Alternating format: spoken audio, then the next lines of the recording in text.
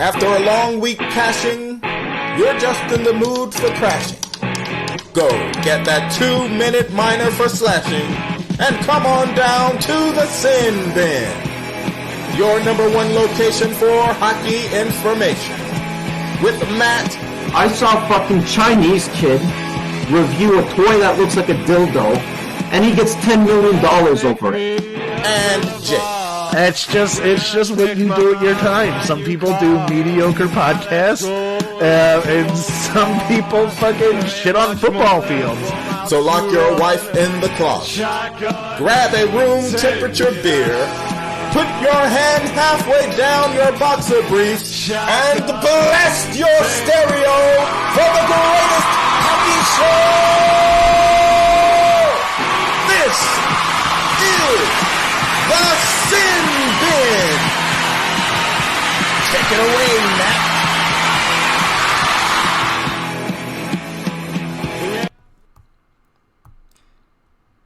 Hello, hockey fans, more specifically Canadiens fan. My name is Matt, and you have made an excellent decision. You are tuned in to the greatest hockey show in all of the YouTubes. This is the Sin Bin Hockey Podcast, and I am very, very pleased to say, and I'm excited to say, that today's show is going to be an extra special show. It's the official, the ultimate 2019-2020 Habs season preview.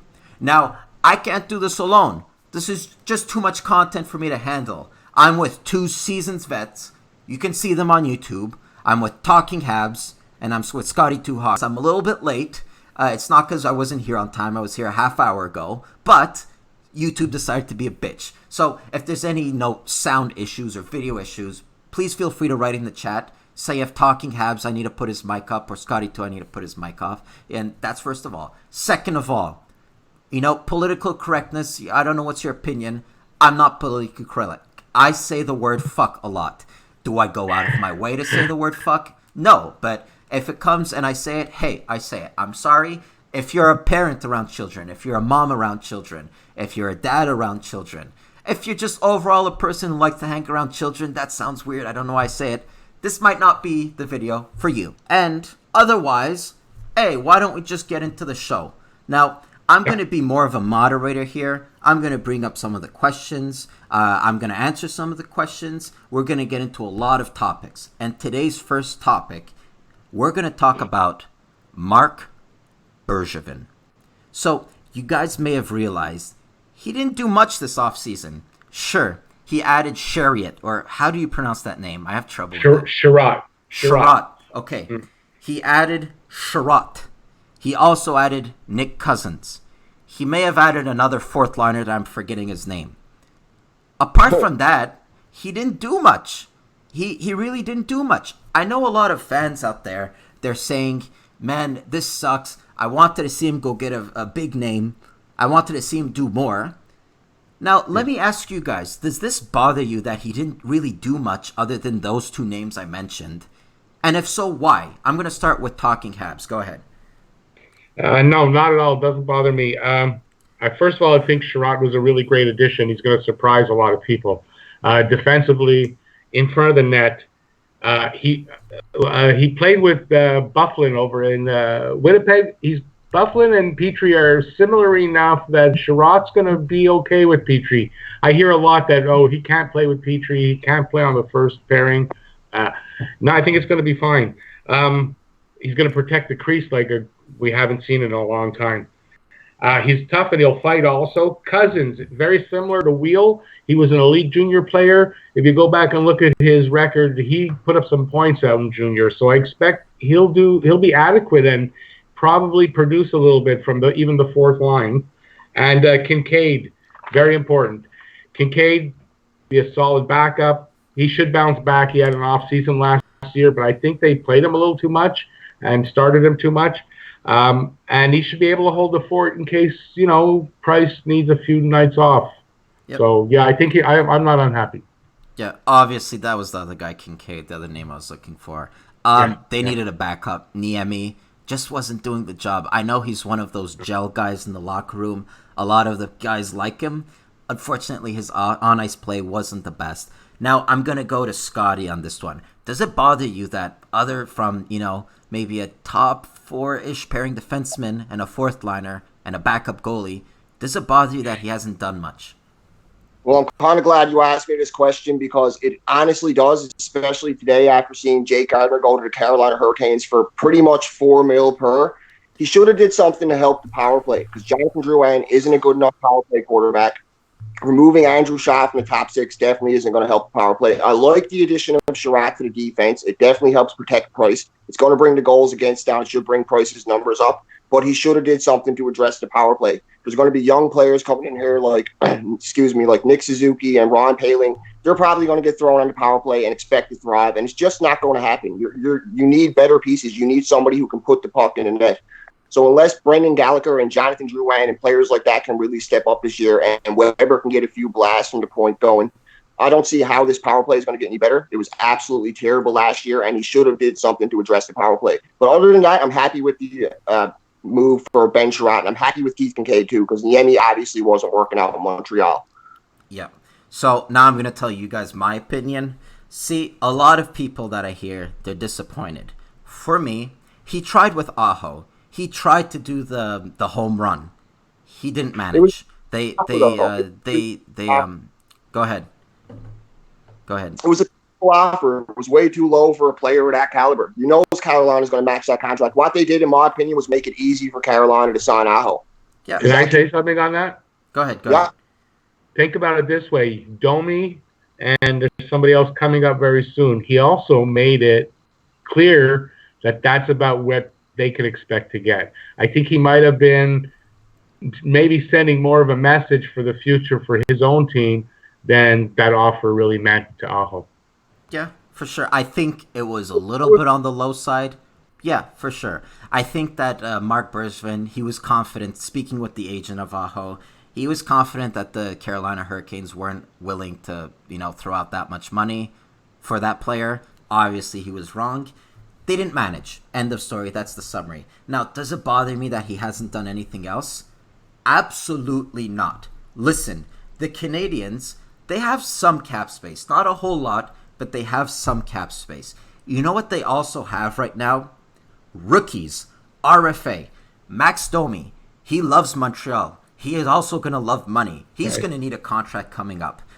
You have to free up some cap space, okay? Paling is going to be up in the future. Kotkaniemi is going to be up in the future.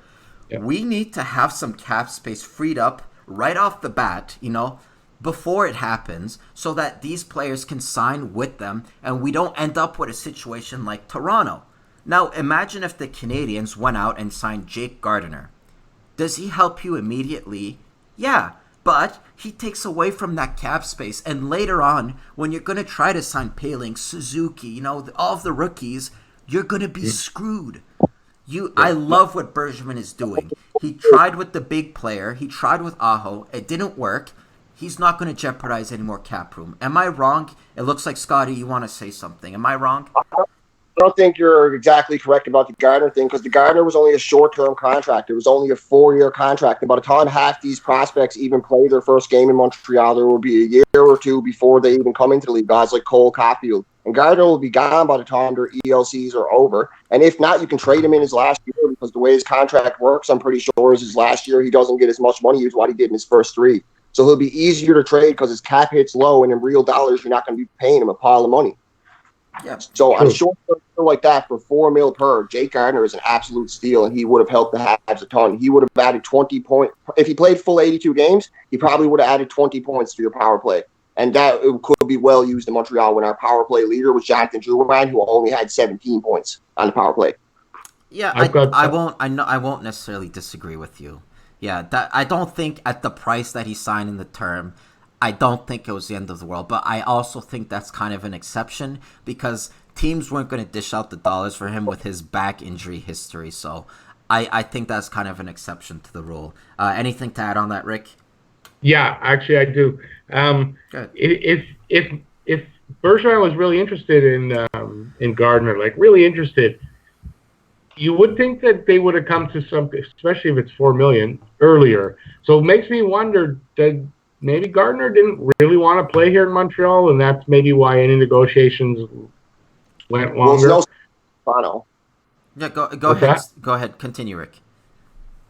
Well, no, I just think that it makes me wonder why wouldn't he sign here earlier, especially at that kind of number. And even though Marc Bergevin, or we want him to go after people, doesn't mean he hasn't tried. And they have to want to sign here and play here. And I don't know if we take that into consideration a lot. Yeah, for sure. But here's the question, and I might be wrong. Admittedly so, I might be way off base here. Is there that much of a difference? I'm not saying they're the same, but is there that much of a difference between a Jake Gardiner and a Brett Kulak? Is there? I think the potential for Kulak is something like that. I don't know if he's there yet, but not really in the long run for Kulak. Okay, well, there you go. So I'm going to turn to the chat for a moment. We got some questions coming in. Bobby Crypto, he says, should we try to get Laine? And that's one of the topics that I had for you guys. It's that there's a lot of trades that can still happen. Just looking at Bergevin's track record, he usually doesn't trade in this month, the month of September, but it's not illegal. Nothing's impossible. It can still happen. Now, I'm looking at two names in particular, Patrick Laine and Jesse Puljujarvi, two Finns. Do you want to see them in a Habs jersey? And if yes, at what cost? I'm going to start with Scotty on this one. What do you think, buddy?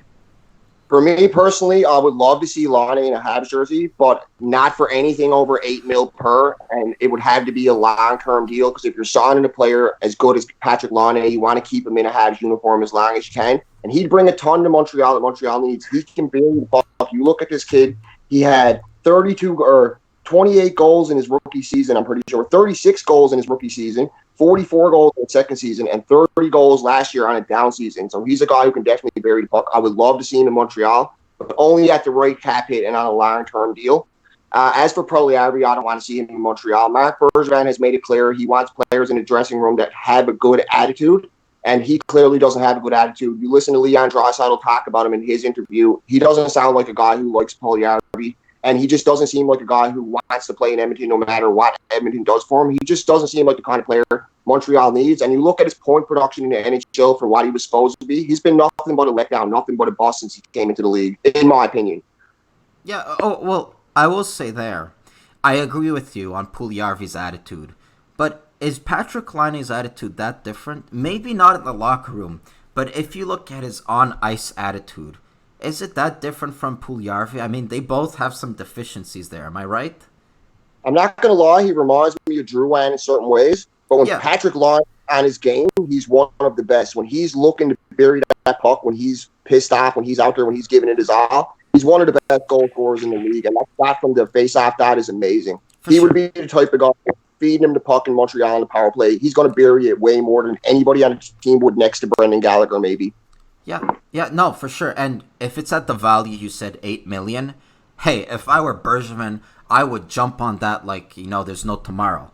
It's not going to be $8 million. He's asking for at least 10, and that's partially why he hasn't signed yet. The Winnipeg Jets aren't willing to offer him that many that many dollars, and they want to give more. What's like an 8? He wants more of a 10. I don't think he's worth 10 in my opinion. You hit it on the nail. He's kind of a Drouin type. He's going to come some nights. He's going to perform. Other nights he's going to float around. Defensively, guys, he is god-awful. I've watched, and I don't watch a lot of hockey. I'm not the hockey guy. I don't sit around and watch hockey all day. But I do watch a lot of Canadiens, and I do watch a lot of Jets.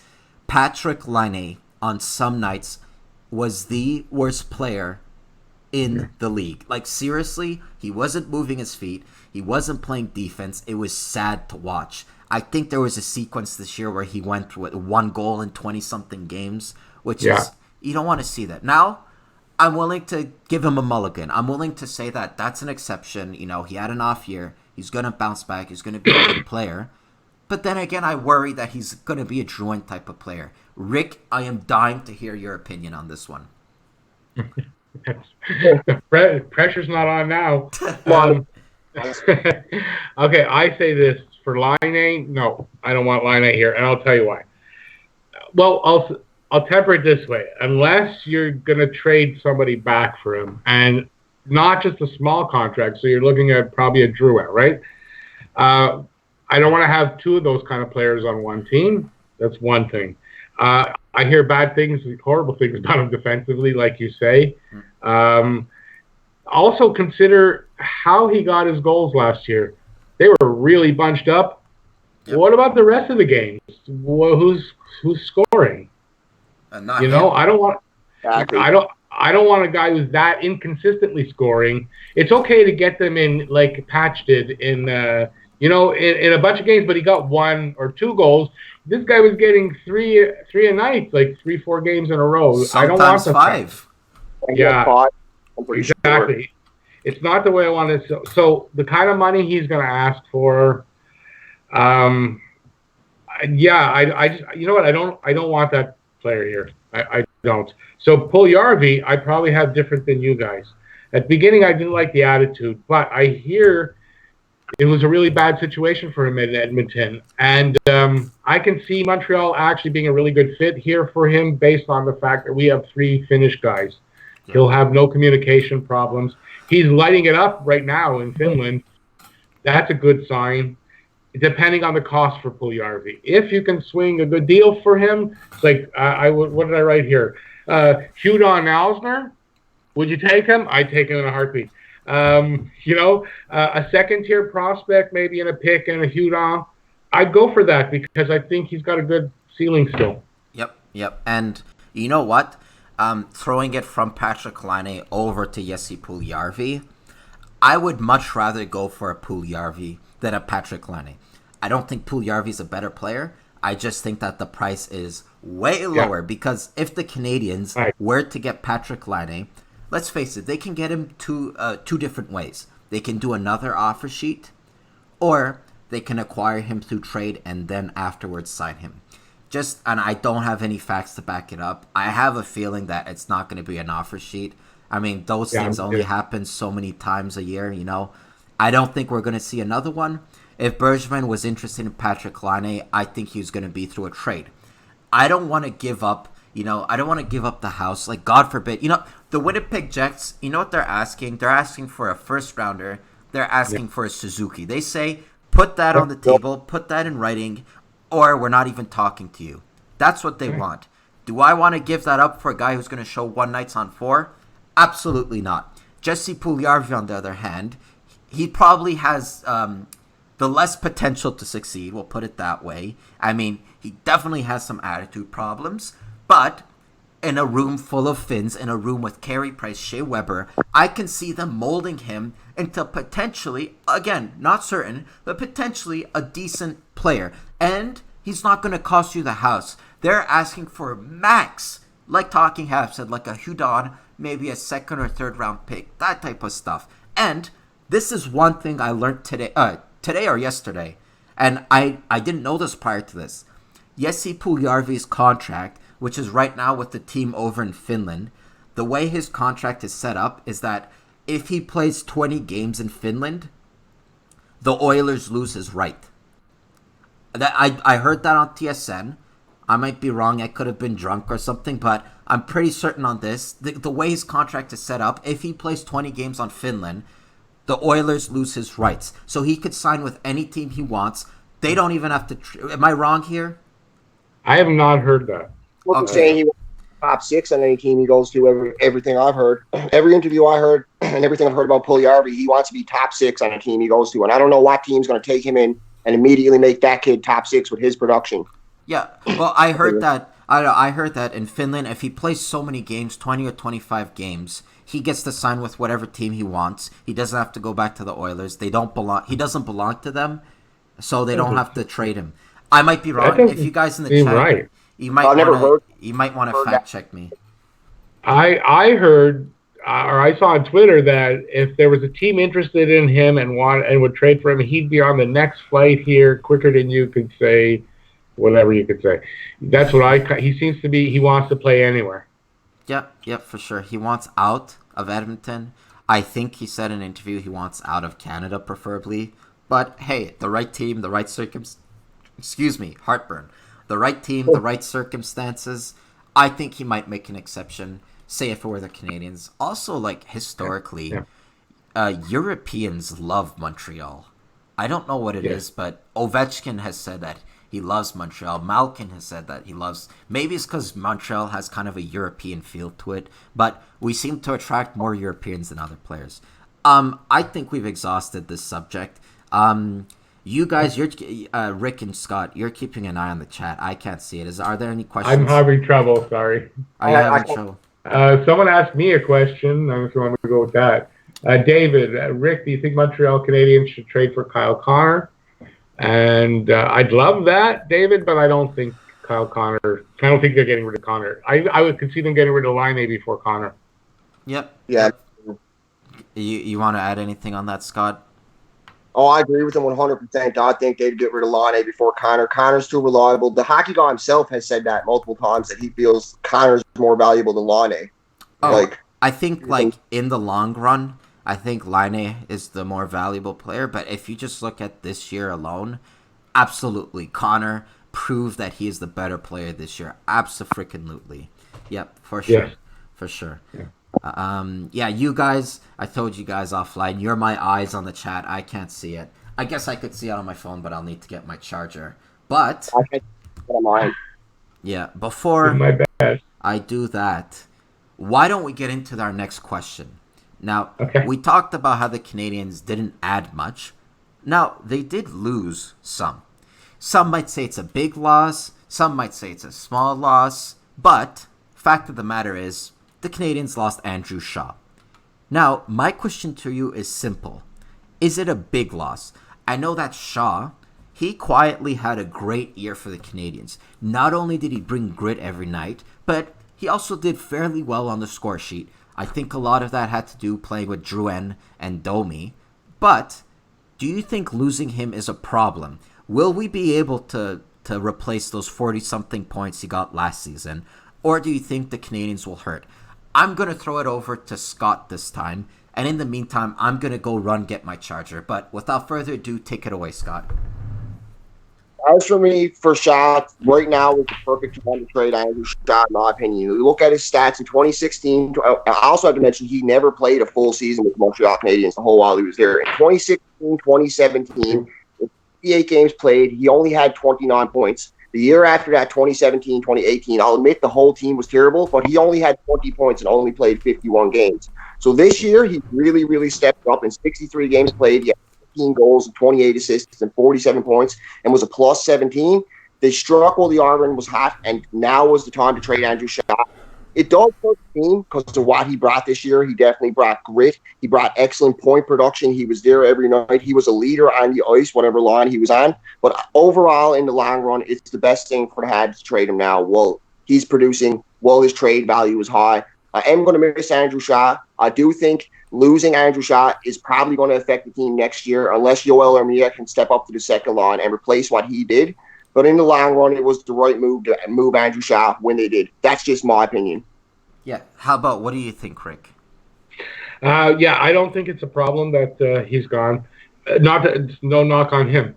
He had that career year, but it's a career year. I think at this point in his career, he wasn't going to get better than that, and he was going to more than likely fall down a bit. I started reading my screen. He should come back to normal this season, especially in Chicago. The Habs already have guys that can replace him, I think. What he brought to the team, and maybe if it's one in scoring and a different guy in that toughness aspect that Shaw had. So his trade value was at his best. I think they got that pick. They got 2 picks for him, and they used one for somebody that off the top of my head I can't remember. So I think it was good to get rid of him. They needed to open up that spot that maybe Suzuki is going to fill. So they needed to get rid of him. Yeah. Yeah, so here's what I think. And looking at the chat, I got my charger. My phone's good and charging. Bobby Crypto and I am Patty Mac, they seem to agree that losing Shaw is somewhat of a loss. And I'm going to have to agree with them because Andrew Shaw, whichever way you guys want to cut it, we were talking about Laine and Drouin. He's kind of the reverse of those players where he's going to be consistent every night. Every night he's going to come out to play, and you know what to expect from him. That gritty type of player. He's going to get his ass in front of the net. He's going to fight if need be. And I'm not going to lie, when I saw that he got traded, I was disappointed. I was a little disappointed because that's just the type of player that I love. But then I started thinking. I started analyzing the trade. And I think you guys will agree with me on this. And I hate saying it because I know the players are human. And sometimes we talk about these players, we forget that they're human. But Andrew Shaw has a significant injury history. Yes. He has dealt with loads of concussions. Hell, there's a game between the Dallas Stars and the Canadiens where he went to hit a guy, ended up colliding headfirst, and lost consciousness while trying to make a hit. He's been through a great deal of concussions. Andrew Shaw is one big hit away from never playing a game in the NHL. Right. I hate saying that because I love the guy. He looks nice. You know, he seems like a nice guy. But he's very injury prone. I think that in a sense, trading him before that one big hit happened was a good move by Marc Bergevin. I also think he did it because he was trying to do that Sebastian Aho deal, just trying to, free up some cap space, trying to sign free agents, He just trying to free up some cap space before that period of time. But I think when it comes to Andrew Shaw, sure, he's a big loss, but if you look at some of the players on the Canadiens, do you guys expect Lehkonen to have a bounce-back season? Just quick, yes or no? Yes. Yeah. Okay, so we all three of us agree that he's going to have a bounce-back season. He's going to have more points. I don't think it's out of the realm of possibility Armia has more points. In my opinion, Kotkaniemi's going to get better. We're going to get rookies like Paling, potentially. Suzuki, potentially. My point is, we are going to be able to replace Andrew Shaw's point total through a committee. It's going to be an improvement through a committee. And in the long run, I think that this was a good move for Bergevin. I've been highly critical of him. I think that as hard as it is for me to say, as hard as it is a pill to swallow, this was a good move. Anything else you guys want to add on that? Oh, I 100% agree with you. In the long run, it was a good move. And like you said, concussions were an issue with Shaw. You look at him, he never played a single full season for the Montreal Canadiens. He missed at least 20 games every season. So you're not getting full value with the guy. He had a great season this year, but he just can't stay healthy. Yep. And for me, I want to say that I don't know if you heard that they asked Nick Suzuki to play right wing. So I kind of think that this is exactly it. It opens up that spot that you need for one of these kids. And if Shaw got hit and that's it, what are we getting back for that? Yep. And you have to, it's a business and you kind of have to take care of business. Not only that, his cap was pretty high too. His cap hit was 3.5 mil, so it's good to clear that cap. 3.9. Again, 3.9. Good to clear that cap indeed.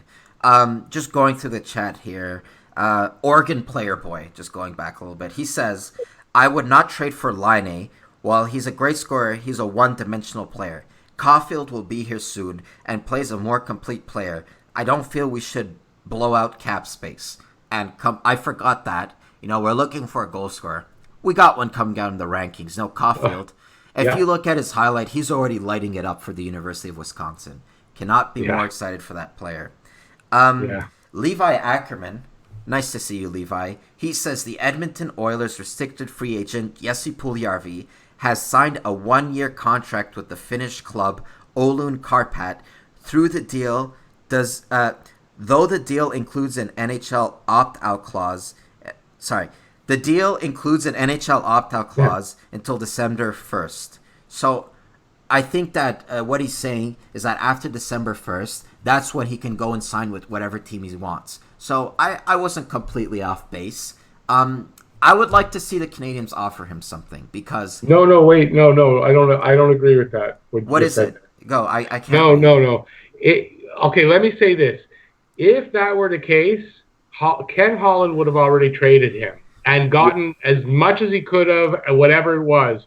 Ken Holland didn't let him go to Finland, and then going to lose him completely. No. Well, there's something wrong there. He still has till December 1st. He still has till No. They don't lose his rights. No, there's something wrong with that. Okay. Well, I think... Go ahead, Scotty. I'll look it up in the meantime. I think he wants Puljujarvi to tear it up a little bit in Finland. bring his value up, let people see what he can really do in Finland, and then trade him. That's what he's trying to do. Get him a couple of games in Finland, make him look really good, watch him tear it up in Finland, score 2 goals a game, hat tricks, whatever, because I know he's been tearing it up in Finland. And then that will bring his value up because GMs will see what he's really made of, I guess, over there. That's just my opinion on the matter. Yeah, and it's a possibility. Like you said, Scotty, you hit it again. He wants them to play in the Finland League. He wants him to prove a little bit, bring that value up just a little tiny bit and then trade him. That's why I think he hasn't traded him yet because, his value right now, it's basement membrane. It is just totally on the floor. He's trying to bring it up maybe a step or two. What were you saying, Rick? It's starting to come up. He's having a good start to the season there. Yeah. Let's see. I pulled it up on NHL.com. This agreement, This agreement includes an option that would allow the 21-year-old forward to return to the NHL by December 1st. A restricted free agent not signed by 5 p.m. Eastern Standard Time on December 1st is ineligible to play in the NHL that season. So there you have it. If he is not signed by December 1st, he is a free agent. He does not belong to the team anymore. He can sign with Arizona if he wants. He can sign with whoever he wants. Well, wait, he's a restricted free agent. Playing in NHL? He's restricted, though. Oh, no. Okay, you're right. Sorry, my bad. He won't be able to play in the NHL. You're right. Okay, I got it. After December 1st, if he is not signed by 5 p.m., he won't be able to play in the NHL. Okay, we're done on that. Let's move on. Sorry for the confusion. I have horrible ADD. I can't read properly. I don't have my reading glasses. Same here. By the way, all of those were false. I just invented excuses. Oh, I have the ADD part, but yeah. Yeah. Okay. Well, one of us has it. So, why don't we talk about rookies? Why don't we? Because let's face it, this team, a lot of rookies have a shot on making the team. I think that, listening to the articles and reading articles and listening to the media, we talk a lot about Suzuki and Poehling. I think a lot of fans are forgetting that there's also Jake Evans and Cale Fleury, and whatever your definition of a prospect is, you can include Jolson in that category. Or Josh Brook, yeah. So out of all of the rookies, which one, and the answer can be none, which one do you think is going to start with the club, on day one, and which ones do you think maybe they won't start, maybe they'll go to Laval, but they'll make an appearance perhaps if there's an injury? I'm going to throw this one over to Rick. Okay, so I'm going to start with Poehling, who I think for me is a sure bet. He's going to make the team this year. Next, now with the news about Suzuki, possibly they're playing him on right wing, I think that really increases his chance to come out of camp and make the team. But I also think as an early call-up, at some point, he's going to be here. So Poehling and Suzuki. Now, my surprise would be, I think Jake Evans kind of needs to make the team in some capacity this season. He's been around, it's like 3-4 years since he's drafted. So I think he's going to be the guy, like for Hudon, who was in the press box a lot, played when they needed a fill-in. I think that Jake Evans takes that spot. Josh Brook has a good shot. If they need a right D call-up for injury or something, I think Josh Brook has a chance. I don't think out of training camp. And finally, Otto Leskinen. And I think in this way, if he has a good camp and then goes down to Laval and he plays well there, I think he could be a call-up if the Habs are really still struggling on the power play, because apparently this kid is a beast on the power play. Yep, for sure. I don't know much about him, I'm not going to lie.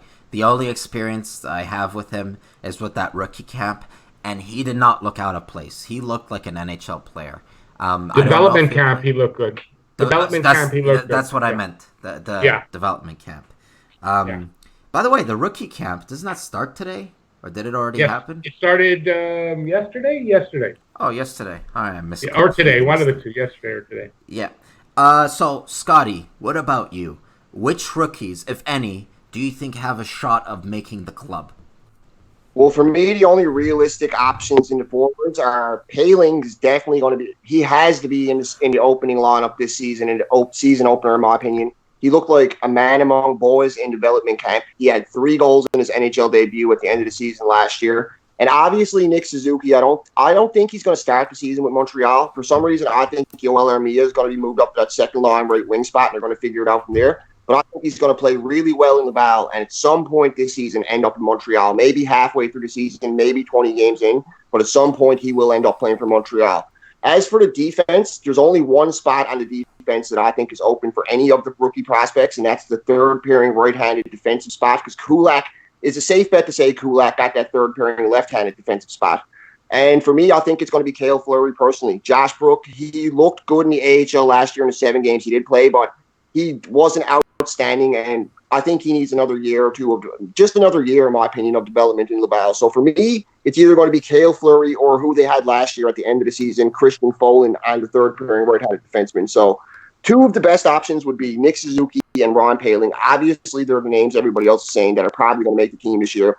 But my surprise pick to make the team would be Cale Fleury. I think he's going to make the third pairing right-handed defensive spot, myself personally. Yeah. I agree with a lot you said. I'm not going to lie. Let's start with Suzuki. I really like Suzuki, and I said it over and over again. He doesn't belong in the OHL. He is just too good. He's in the same class of Mark Scheifele when he was in the OHL. So the question really is for Suzuki, is it the NHL or the AHL? I think the reality of the situation is that they won't want to rush him. Claude Julien has said it over and over again. The NHL isn't a development league, it's a performance league. And I think that Suzuki still needs some development. I think that he still needs to put a little bit of size on his skinny frame. Excuse me. He still needs to put some size on, and he will still have a few growing pains. I think that he should start in the AHL. Now for Poehling, I think the same of what I said for Nick Suzuki, for Ryan Poehling. The only difference is, if you look at their bodies, their athleticism, Poehling is much, much more mature than Suzuki. We saw it his first game with the Canadiens, scoring a hat trick. I mean, that's no easy feat to do. And Ryan Poehling did that, and he really did not look out of place. My only problem... Go ahead. I said, and a shootout winner. And absolutely, and the shootout winner. My only problem is that I don't know about you guys, and Massimiliano Sinelli says, hi, everyone. Hello, Massimilio. Or Massimo. Massimo, yeah. My only problem, and I think you guys would agree with me on that, knowing your guys' hockey knowledge, when I look at Ryan Poehling, again, I'm high on this player.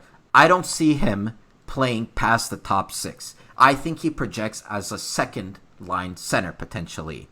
So that being said, wouldn't you guys want to see him develop as a second-line center? Right now, the team, they're front-loaded on centers.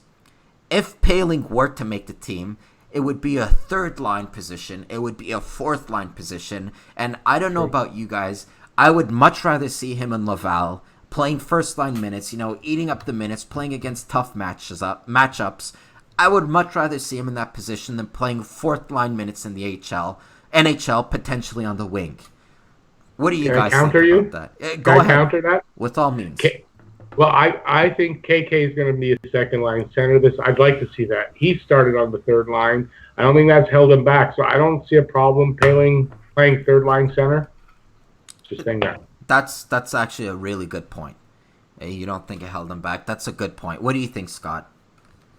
For me, I don't think KK is going to get second-line center this year. Domi performed way too well at center. He scored 72 points, absolutely broke out and dominated this year in Montreal playing center. You're not going to take Danault off the first line, not this year at least. KK, in my opinion, is set at that third-line center spot unless somehow they decide to move Domi at the wing. And Ron Poehling will probably get brought in throughout the year to play fourth-line center minutes to see what he does with that. And if he plays really well, if he thrives, make his way up the lineup, maybe KK will get moved to the second line and Domi will get moved over to the wing. But as for right now, I think you're going to bring him in and play him on the fourth line. I don't see him starting the season on the third line. I think KK has that spot wrapped up myself. But that's just my opinion on the matter. I don't think Poehling's going to get third line minutes starting the season. I think he's going to start off on the fourth line, and if he plays really well, he'll make his way up the lineup, and he'll figure it out from there. Yeah. Okay. Fair enough. Yeah. Moving on to the other rookies, though. Josh Brook. Now, Max Cossey says Brook needs time. I agree.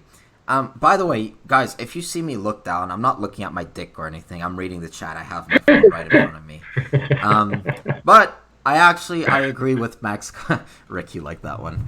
I agree with Max Cossi. I love Josh Brooks. If you guys listen to my commentary, well, the one where the sound worked, my commentary on the development camp, I am so high on Josh Brooks. I think that he looked great. I think that his skating abilities were bar none.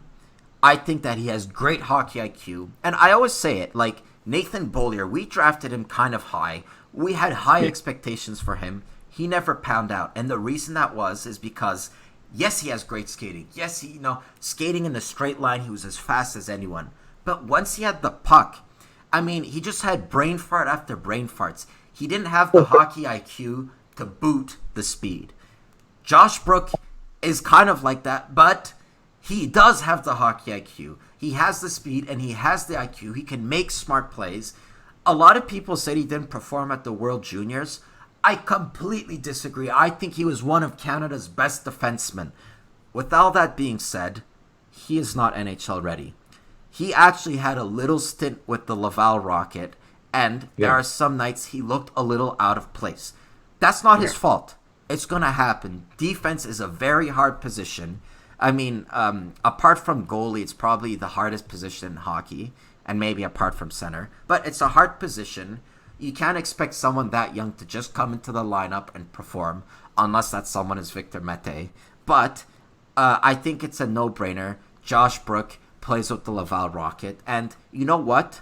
Joël Bouchard, he's an excellent coach. I was extremely happy when they hired him. I think that if I wanted my rookies to be developed, I think that Joël Bouchard's the guy. And he was a defenseman, so he knows defense. He'll be able to teach Josh Brooks. And God willing, in 2 or 3 years from now, he'll come up in the lineup. He'll look like a seasoned vet.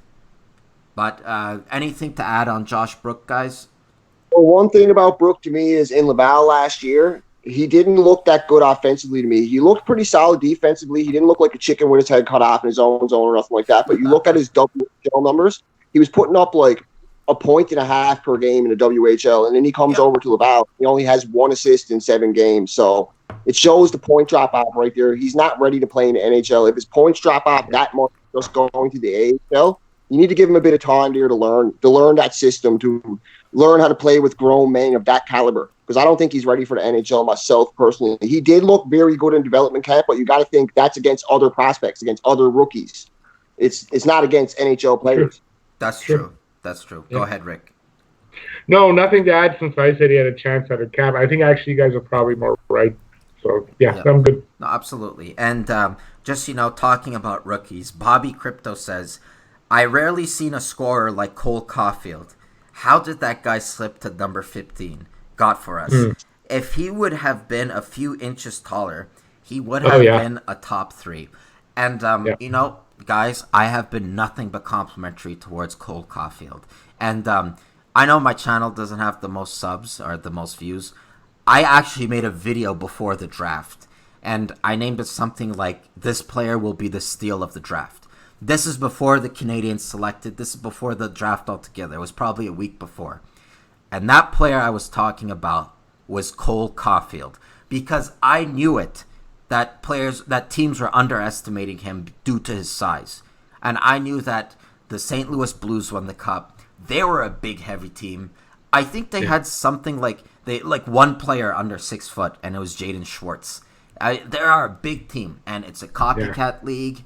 The teams are going to want to copy that model. So it wasn't really surprising for me to see Caufield drop. Now, I didn't think he would drop all the way down to 15. I think this is a miracle. I think like the gods of hockey, the ghosts of the forum just came together, and the Caufield fell down to the number 15th position. And I could not be more happy. I mean, I think it was the Flyers picking right before them, and the general manager goes up and he says, we select from the U.S. development team. And I was thinking, fuck, they took Caufield. And they ended up taking a defenseman. His name is slipping me. York, didn't they take it? Yep, York. And I was cheering. And then the Canadiens went up. I said, guys, do not screw this up. You have a golden opportunity. Make the right move. And they did not disappoint. I was screaming like a little girl running around the house. I couldn't believe it. I love Cole Caufield. Scotty, what do you think about Cole Caufield? Where does he project? Will he play this year or not? Well, anybody who's watched my videos on my channel can tell I'm very big on Cole Caufield because I got a lot of criticism for having him at number 4 in my mock draft. That's how good I thought he was. He reminds me of Alex DeBrincat, but he has even more of a hard ceiling, in my opinion, at this age. He's dynamic in every way. You look at his shot, his release is absolutely excellent, like a lot of the kids that come out of the National Development Program in U.S. do. Like Jack Eichel got a good shot. Austin Matthews got a good shot. Cole Caufield got an amazing shot. He's just a dynamic goal scorer. He's a pure goal scorer, and if he gets a bit of size on his frame and he gets a little tiny bit bigger and he gets adjusted to the NHL, he should be one hell of an NHL player. The size could be an issue. I'm not going to lie. He is really small. He's 5'7". He looked like a kid up there standing next to Shea Weber. But in the long run, he should be one hell of a player for the Montreal Canadiens. And in his prime, if he projects to be what he's supposed to be, I can see him easily being a 40, 50 goal scorer for the Habs in the future. And they definitely need that. Yep, absolutely. What do you think, Rick? First of all, his name is Cole Caufield. Come on, guys. Caufield. I guess I underestimated him a little bit, didn't know that much about him at the draft, but I knew there was a possibility they were going to pick him if they could because they had dinner with him and stuff like that, and they were interested. Yeah. And you got this wrong. Philadelphia was the 11th pick, and three other teams passed on him for us to get him. And, yeah, although, honestly, I was kind of a new hook guy then, I'm very happy we got Caufield. I think he's an elite shooter, maybe of the type we have never exactly seen before. The way he picks the holes, the way the puck is off his stick, so fast, and he's so accurate. I'm just so happy with this kid. Yeah. He's gonna be hockey gold for hockey channels like ours. Yeah. Now, someone brought it up in the chat. I apologize. I can't find who brought it up. But there's sort of a discussion going on in the chat. And someone proposed the idea of a trade. And I have my answer. It's a no-brainer in my opinion. But the question was, would you guys trade Petrie for Nikolai Ehlers? Now, my answer, right off the bat, I didn't think much. My answer is no. Because I am such a big fan of Petrie. I was telling you guys before that he is underrated because Weber has faced a lot of injuries this season. And being the second pairing right defenseman, he is next in line to fill up those big minutes, and he did it graciously. He goes sometimes unnoticed, and I would not do it. I know that Ehlers, he may have, higher talent, better hands, better speed, all-around better player, But there are some intangibles to Jeff Petrie's game that just makes me say no to this. Am I off base here? What do you think, Rick? No, I think I agree with you. I don't think we can afford to trade Petrie right now.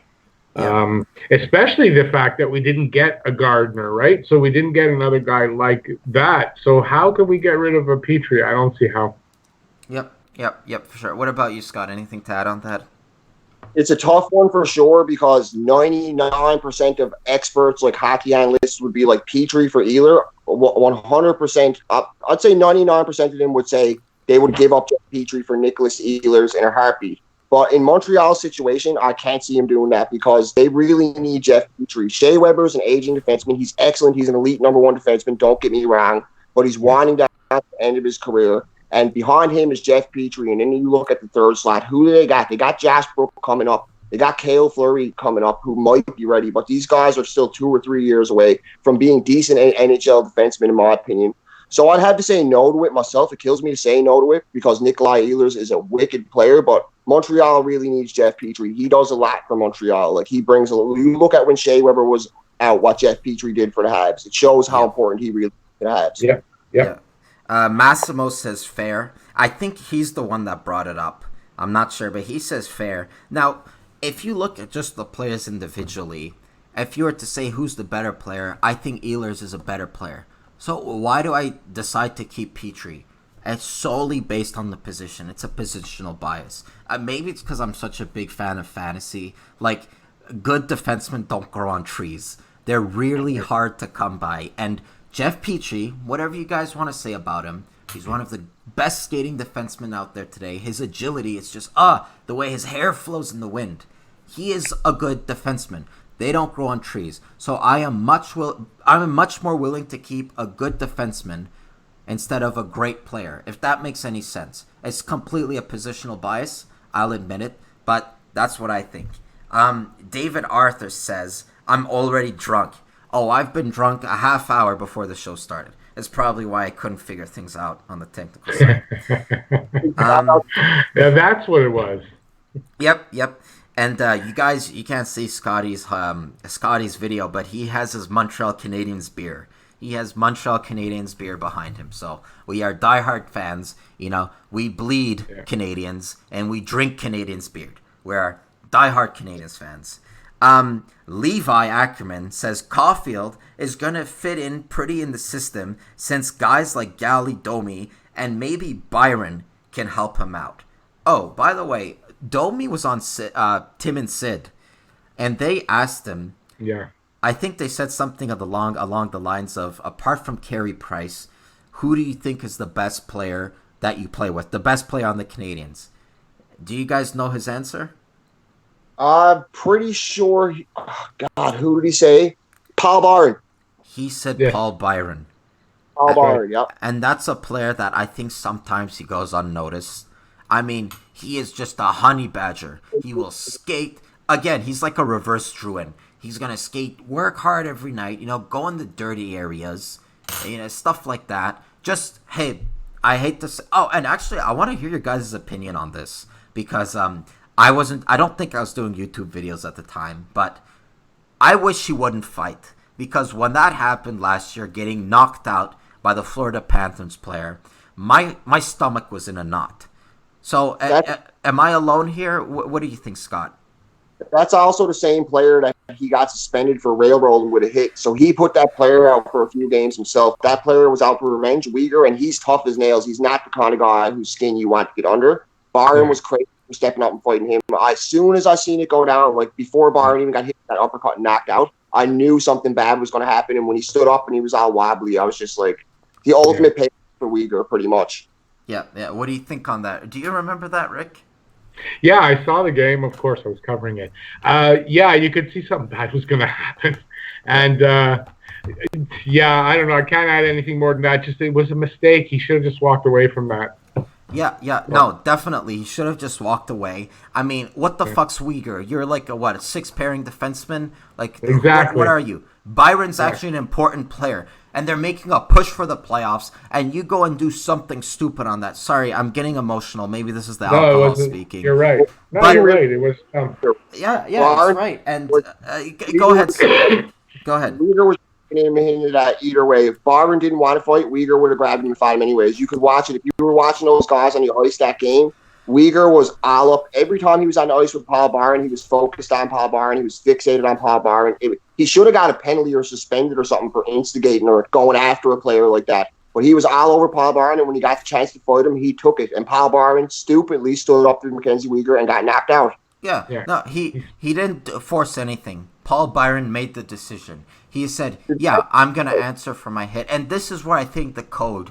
And it's funny because I'm such a fan of fighting in hockey. I mean, I love it. I mean, if you really think about it, apart from goals, the only time fans stand up is during a fight. And the anthem. But I'm such a fan. I think the code is so fucking stupid because, yes, he hit you. He got suspended. He paid his dues. He got suspended. It's the end. Why do you have to fight him? Do you think that fighting a guy that's, a ton of inches smaller than you and a ton of pounds smaller than you, do you think that's respect? I think it's fucking stupid. Fuck you, Mackenzie Weezer.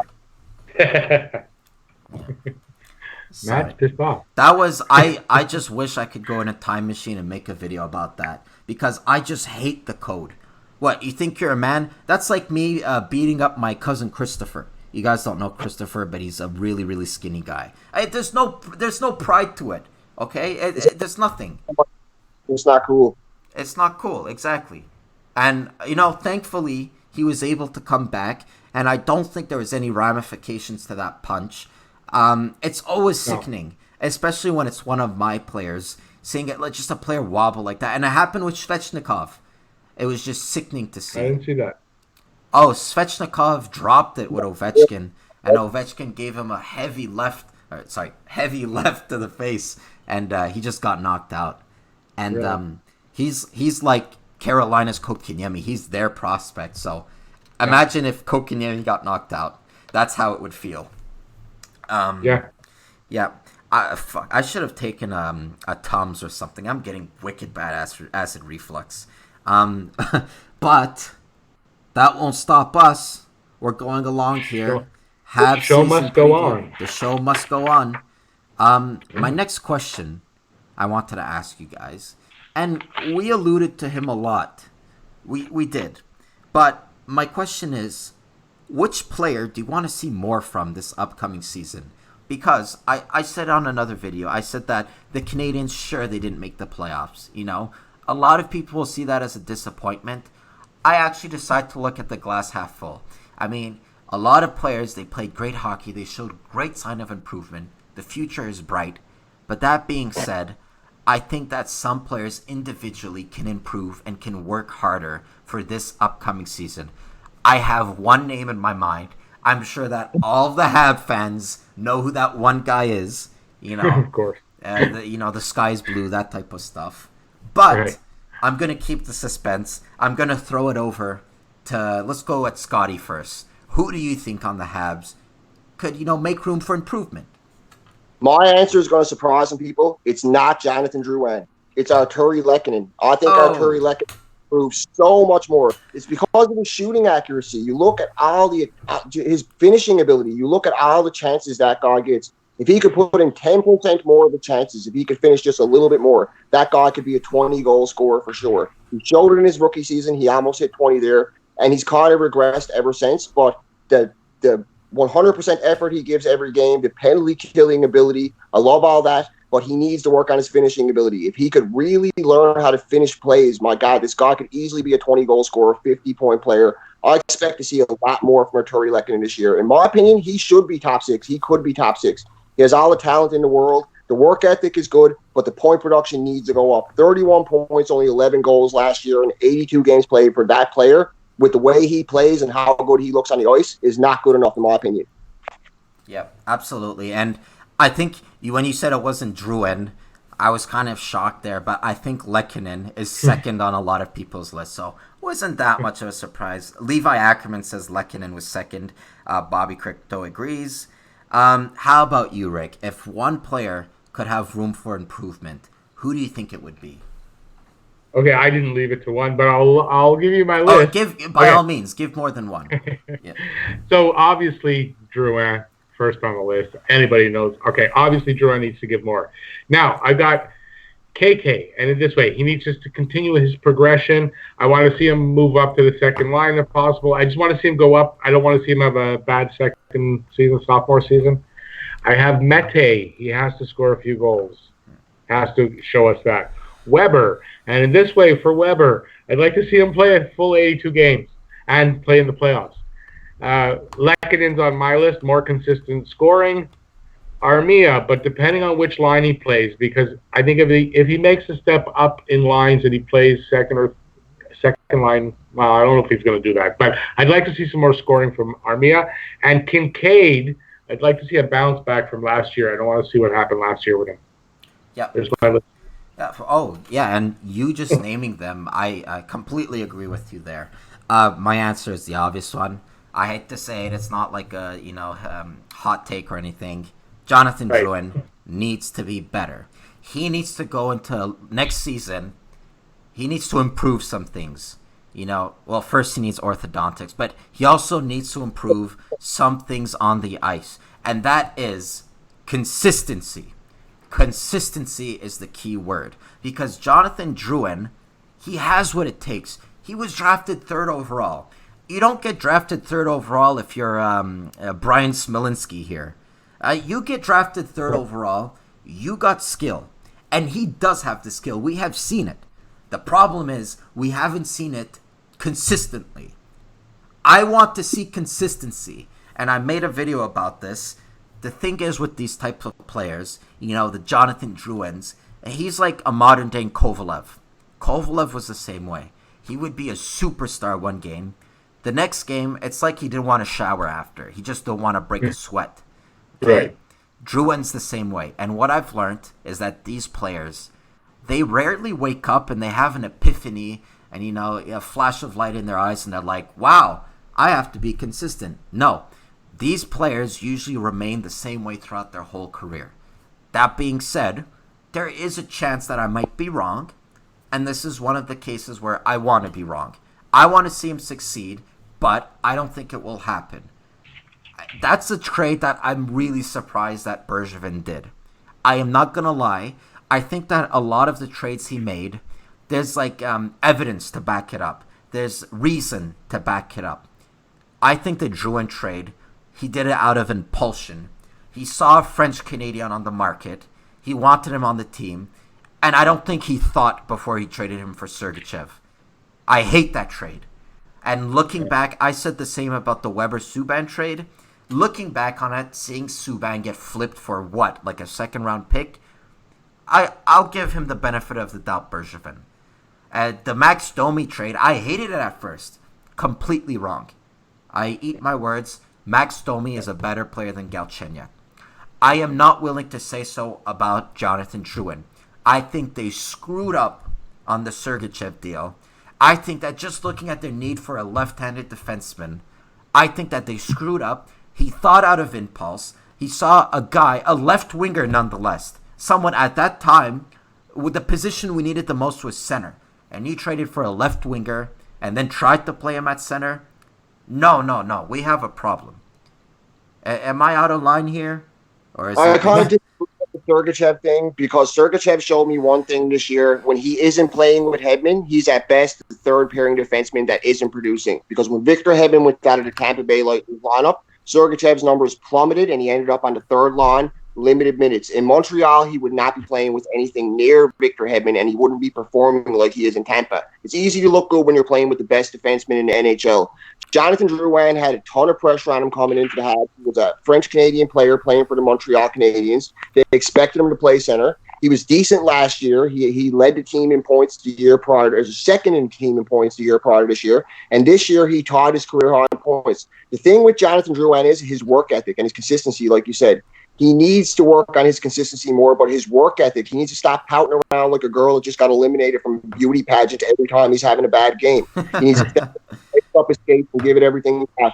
And I liked hearing from I don't mean to be critical of someone's looks, like I'm no Brad Pitt, but I don't see how Jonathan Drouin entered the beauty pageant in the first place. But sorry, go ahead.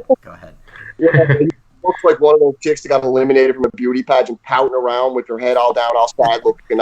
I'm just sick of that with Drouin. But when he's on his game like he was in the Jets game, he's dynamic. He had 17 points for Tampa Bay in the playoffs the year prior to coming to Montreal. He helped them get into the playoffs. He had 53 points for him, and he played excellent. If we could get that version of Jonathan Drouin, that hungry, motivated version of Jonathan Drouin with less pressure on him because he has so much pressure on him in Montreal, he could be a lot better player. I don't hate that trade that much myself after seeing what Sergachev was without Hedman. But that's just my opinion. Yeah, but I agree with you to some extent.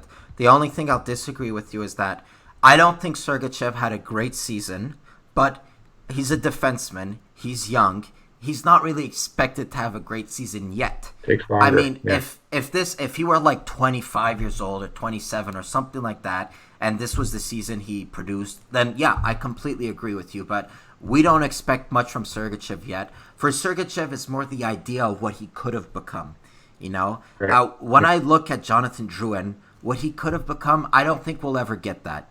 That just elite left winger, who can get a point per game. I don't think we can get that. If we look at Sergachev, and I don't think that an elite defenseman who can eat first-line minutes, that's out of the question for Sergachev. I can't even string sentences. I am so drunk.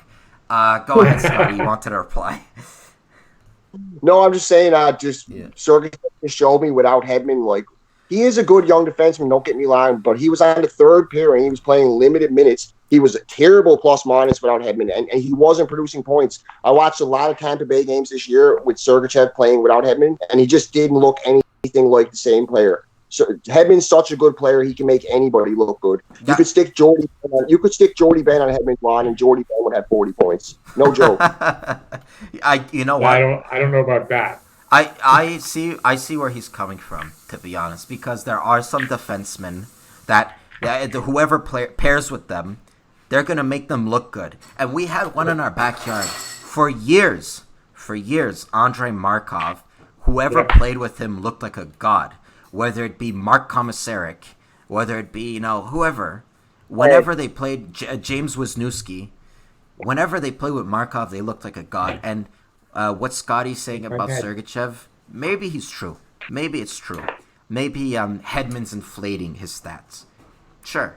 Anything to add on that, Rick? No, not really. Because I didn't know much about either of them, to be honest with you. At that time, I was just starting to I wasn't able to watch hockey, and was listening to it. Oh, and so when the trade happened and everything, I didn't have an opinion at the time anyway. And I kind of tend to think that maybe Scotty's a little right there, because Drouin did have a lot of talent. He had some good parts of seasons with Tampa anyway in that playoffs. So, I don't know. I just expect so much more from Drouin. That's all. I was so frustrated, but later because we're going to go over this a bit again with Drouin. I've had a bit of a turnaround with him. Yep. Okay, fair enough. Looking at the chat, Bobby Crypto. Oh, by the way, any new viewers, feel free to subscribe to my channel. I cover hockey. I cover the Canadiens. The Canadiens get a lot of attention. Also, follow me on Twitter, at the Sinbin 1996. Bobby Crypto says Romanov is the new Markov. Excuse me. Romanov is the new Markov. We don't know. Yeah. So go ahead, unwrap that a little, Rick, because I got my opinion on this. You said we don't know. Well, I don't know. When he's still so developing, I don't know if you can say that he's the new Markov. I'm excited to see him come here. I think we still have another year and a half, 2 years to go before we get him. I like what I see in the tournaments. I'm getting clips and stuff like that. He looks so much better even this year than he did last year. I'm kind of expecting more from Romanov maybe than Markov even. Yeah, okay, fair enough. Scotty, I know that Romanov, for me, he's one of the brighter prospects. What do you think about him? I could agree he's probably a future Andrei Markov, but I think, honestly, Romanov has a higher ceiling. Markov was a sick top four defenseman. He was really reliable. He put up good points. But Romanov projects to be one hell of an NHL defenseman, but only time will tell. To call him the next Andrei Markov right now, it's just a little bit too soon, in my opinion. We got to see more from the kid, but he looks very promising. You look at the hits he's laying in the KHL, he's excellent defensively, and he's very solid offensively. The best defenseman in the World Juniors last year amongst all defensemen. So it's very, very good prospect for sure, but it's a bit early to call him the next Andrei Markov. Andrei Markov is the best Canadiens I have seen on the Canadiens in my lifetime. He is the best defenseman I have seen with the Canadiens. The best Canadian. Yeah, that is Mr. Smirnoff talking and Mr. Sailor Jerry talking, and they got mixed together, and that's what happened. No, Andrei Markov is the best defenseman I have seen on the Canadiens in my lifetime. Note that I'm a millennial, so I didn't get to see the Larry Robinsons or the Doug Harveys, but just his intelligence on the ice and, his offensive production and his outlet passes and everything about him was everything you want in a defenseman. You knew for a fact when Andrei Markov was on the ice, your team was in good hands. It's kind of like you're going on a road trip and, sometimes you're with a friend who's not really a good driver, and you're kind of stressed out, and you're looking, and you're stressed out that something might happen. But then there's that friend that it's a good driver, you can just relax, and, listen to music and calm down and maybe take a nap, that was Andrei Markov. When he was on the ice, I just relaxed. I stopped stressing out. Now, those are big shoes to fill. Do I think Romanov has the potential? Absolutely. Abso-freaking-lutely. Do I think it will happen? Time will tell. See, potential is different from if it will happen. Potential is there a possibility? Yeah, there is a possibility.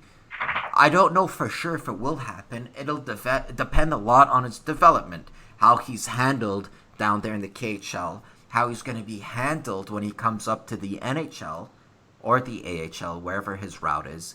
That his development is going to be key on where he projects as a player. But just looking at talent alone, guys, the kid is sick. He is absolutely sick. Not only, sure, he doesn't have a lot of goals. I think a lot of you're going to look at his points total in the KHL. You guys are going to have a heart attack.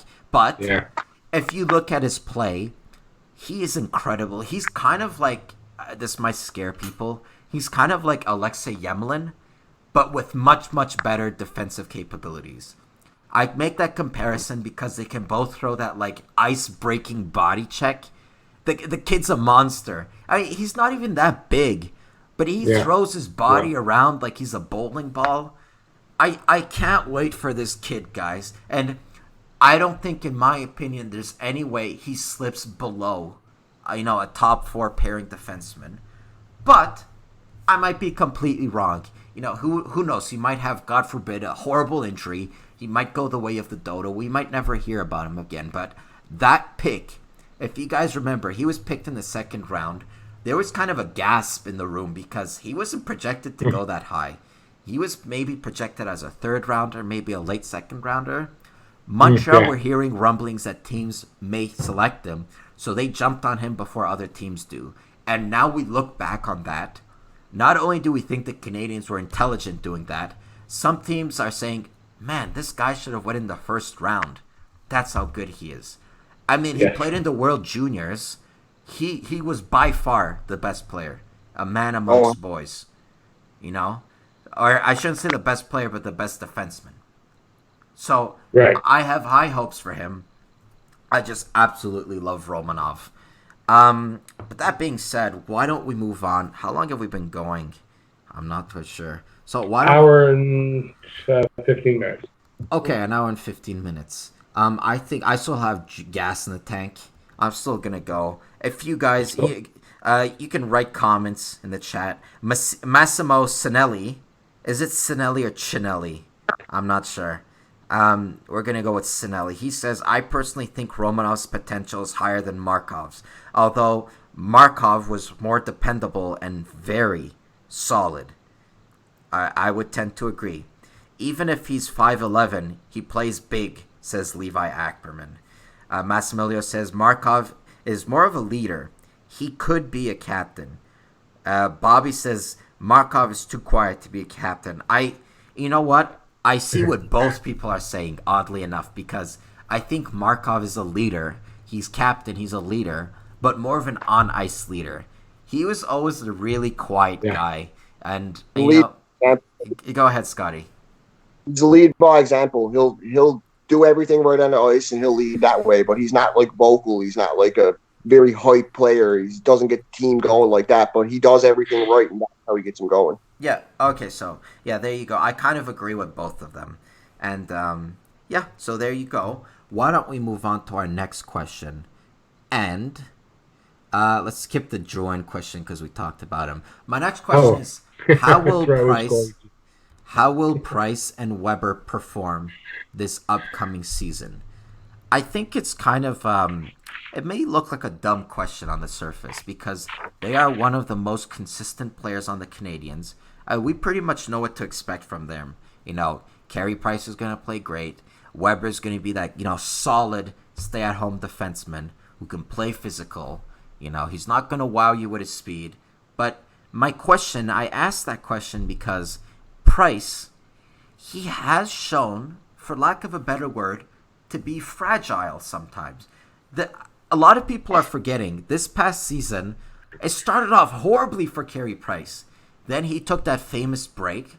Tuukka Rask also took that break. It's not uncommon. And he came out, he was lights out.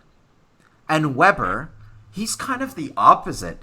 He started off great. He came in, he got 2 points right off the bat, I think, or whatever. He played great. But as the season kind of winded down, his play also winded down, and we saw a dip, and Weber obviously looked tired. So that being said, with these two veterans, what do you expect from them? Why don't we go to Scotty first for this question? Well, you made a good point at Carey Price having a bad start to the season. One of the reasons why he had a bad start to the season, Shea Weber was out of the lineup. He had nobody to clear his crease. He had no net protection in front. Like, don't get me wrong, Jeff Petrie is a good first-pairing defenseman. He did a good job in Shea Weber's absence, but he just doesn't bring what Shea Weber brings in front of the net. And now they have another addition of Ben Sherratt, who's going to do the exact same thing Shea Weber does with just as much of a physical presence in front of the net. He's going to lay the body. He's going to be good defensively. He's going to be excellent in front of Carey Price. So now Carey Price has a lot of protection in front of him. He has a lot of traffic cleared. If Carey Price sees the puck, he's going to stop the puck. So I think it's going to be an excellent year for Carey Price, myself personally. As for Shea Weber, I think he's going to have a good year, a solid year. He might slow down a bit at the end.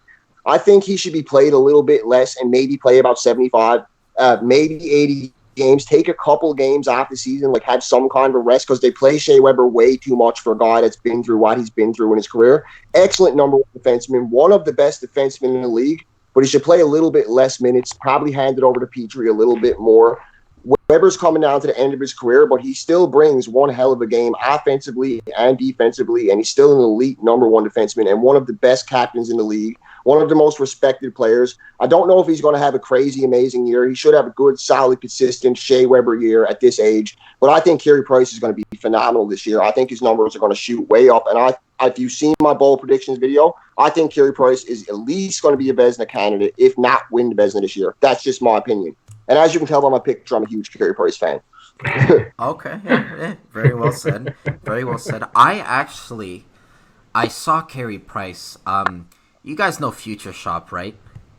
Yeah. Yeah. Yes. If there's any American viewers out there, that's kind of like the Canadian version of Best Buy.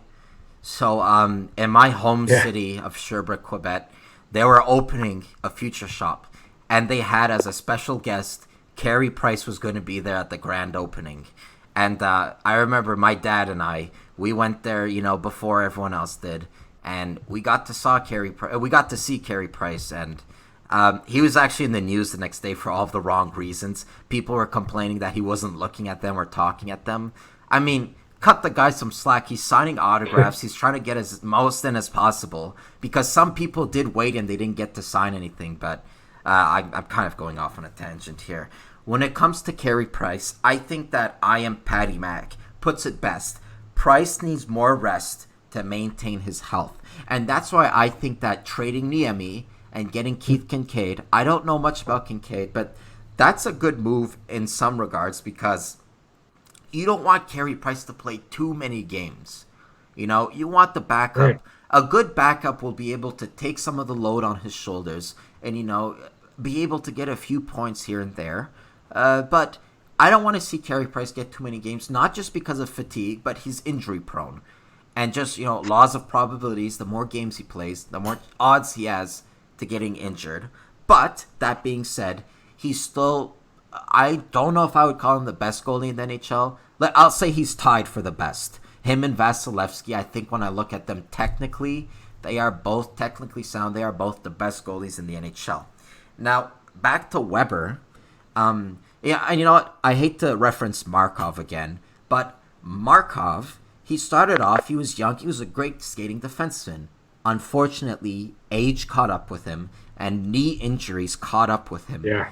Now, the thing with Markov was, despite the injuries, despite the old age, despite not being able to skate anymore, he was able to adapt his game in order to still succeed.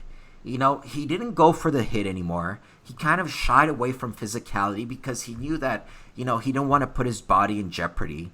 And he was able to succeed as an old man in this league. Now, unfortunately, I love the guy. I love Shea Weber, but he hasn't made that adaptation yet. Is that a word, adaptation? Adaptation. Adaptation. Fucking alcohol. He hasn't made that adaptation yet. And that's not necessarily his fault. Just the nature of his game, blocking shots, hitting people, clearing the net. That's going to take a toll on his body. And for that reason, since he hasn't made that adaptation yet, I don't want to see him play too many minutes.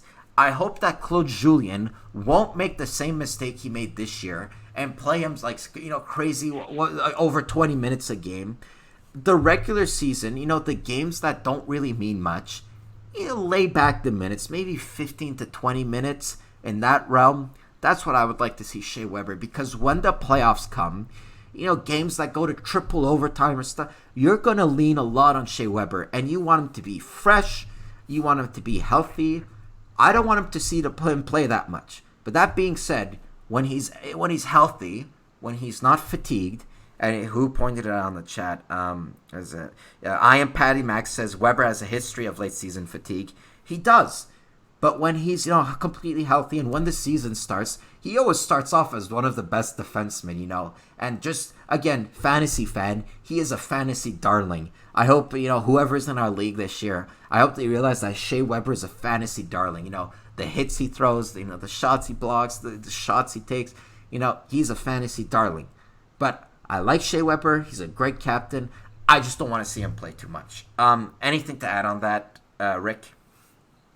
Yeah, I expect Price also to. I expect him to kind of take start up where he left off last year. The kind of play he had the last 25 games, where he was just pretty much lights out.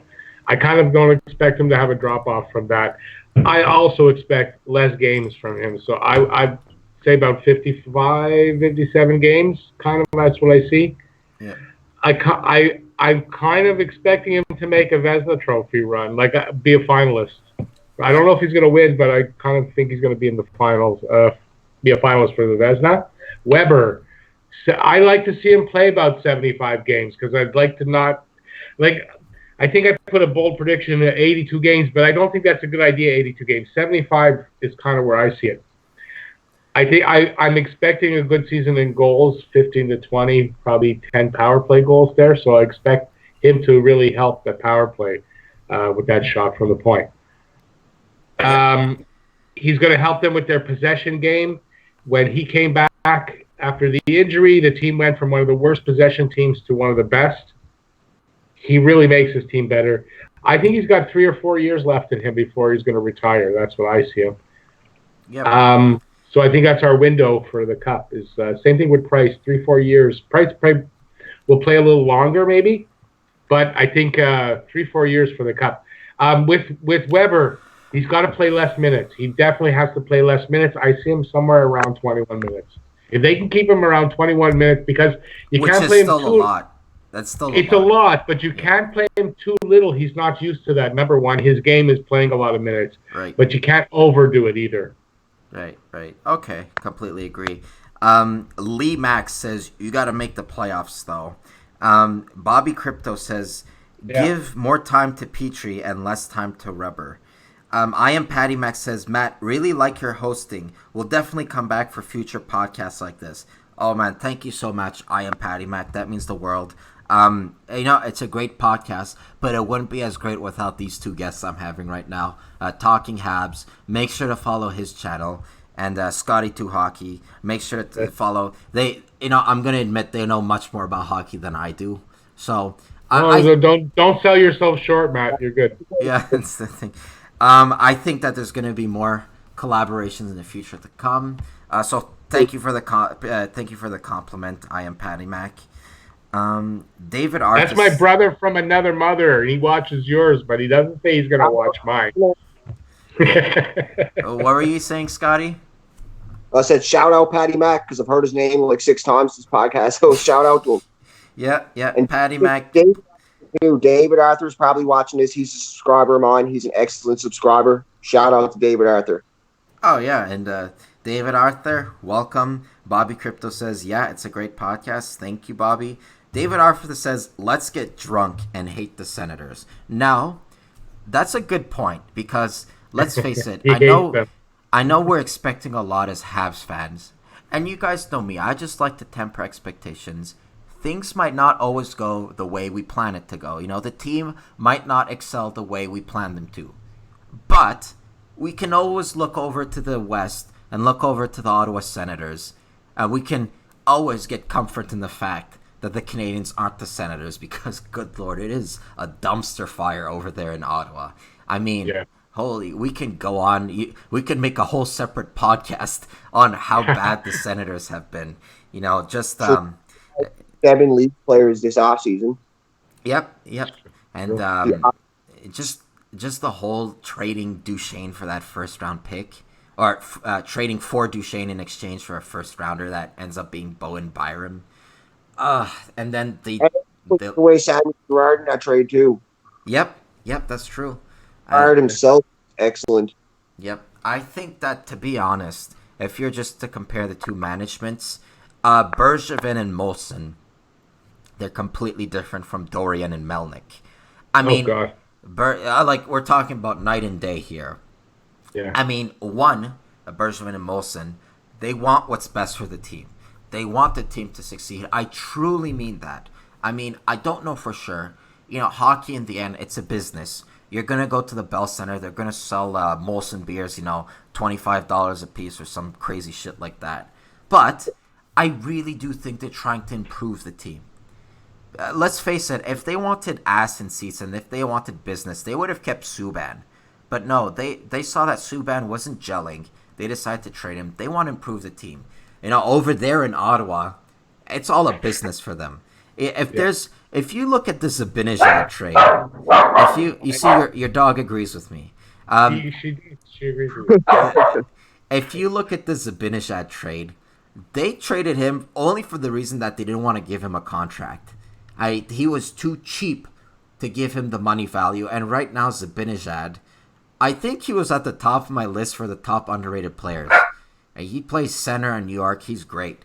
All that to say that, let's just thank God that the Canadiens aren't the Senators. Anything else to say on that? Thank God that Jeff Molson isn't Eugene Melnick. Yep. Thank God.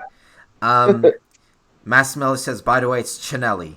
Yep, Cinelli. CH. He's a fan of the CH, and it's pronounced with a CH. So, Massimo Cinelli, sorry about that. It's Italian. That's why. So that's why it's Cinelli. Bobby Crypto says, will we ever get a Quebec team? I personally think if there's a Quebec team, it's going to be through Arizona if they relocate.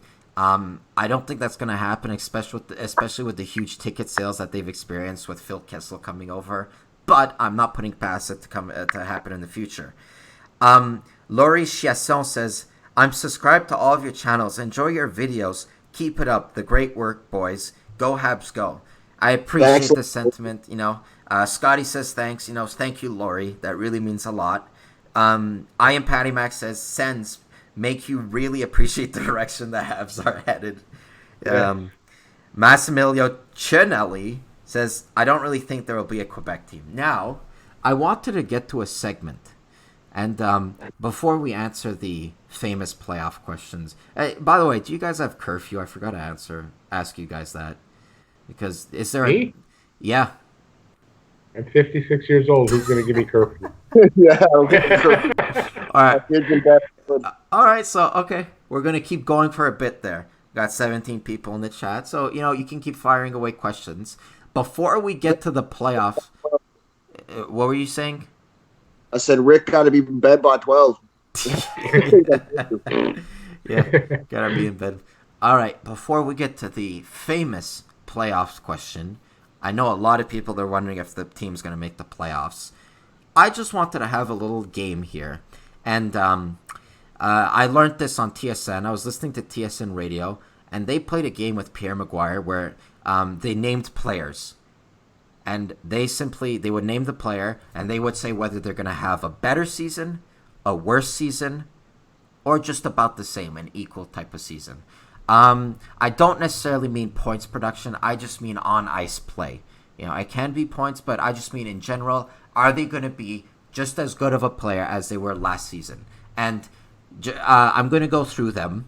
I'm gonna ask you guys, and just give me a one-word answer. Yes, they're gonna be better. No, they're not. We're gonna go through all the names, and then after it's done, we're gonna kind of talk about it more in depth. So without further ado, Max Domi, what do you think, Rick?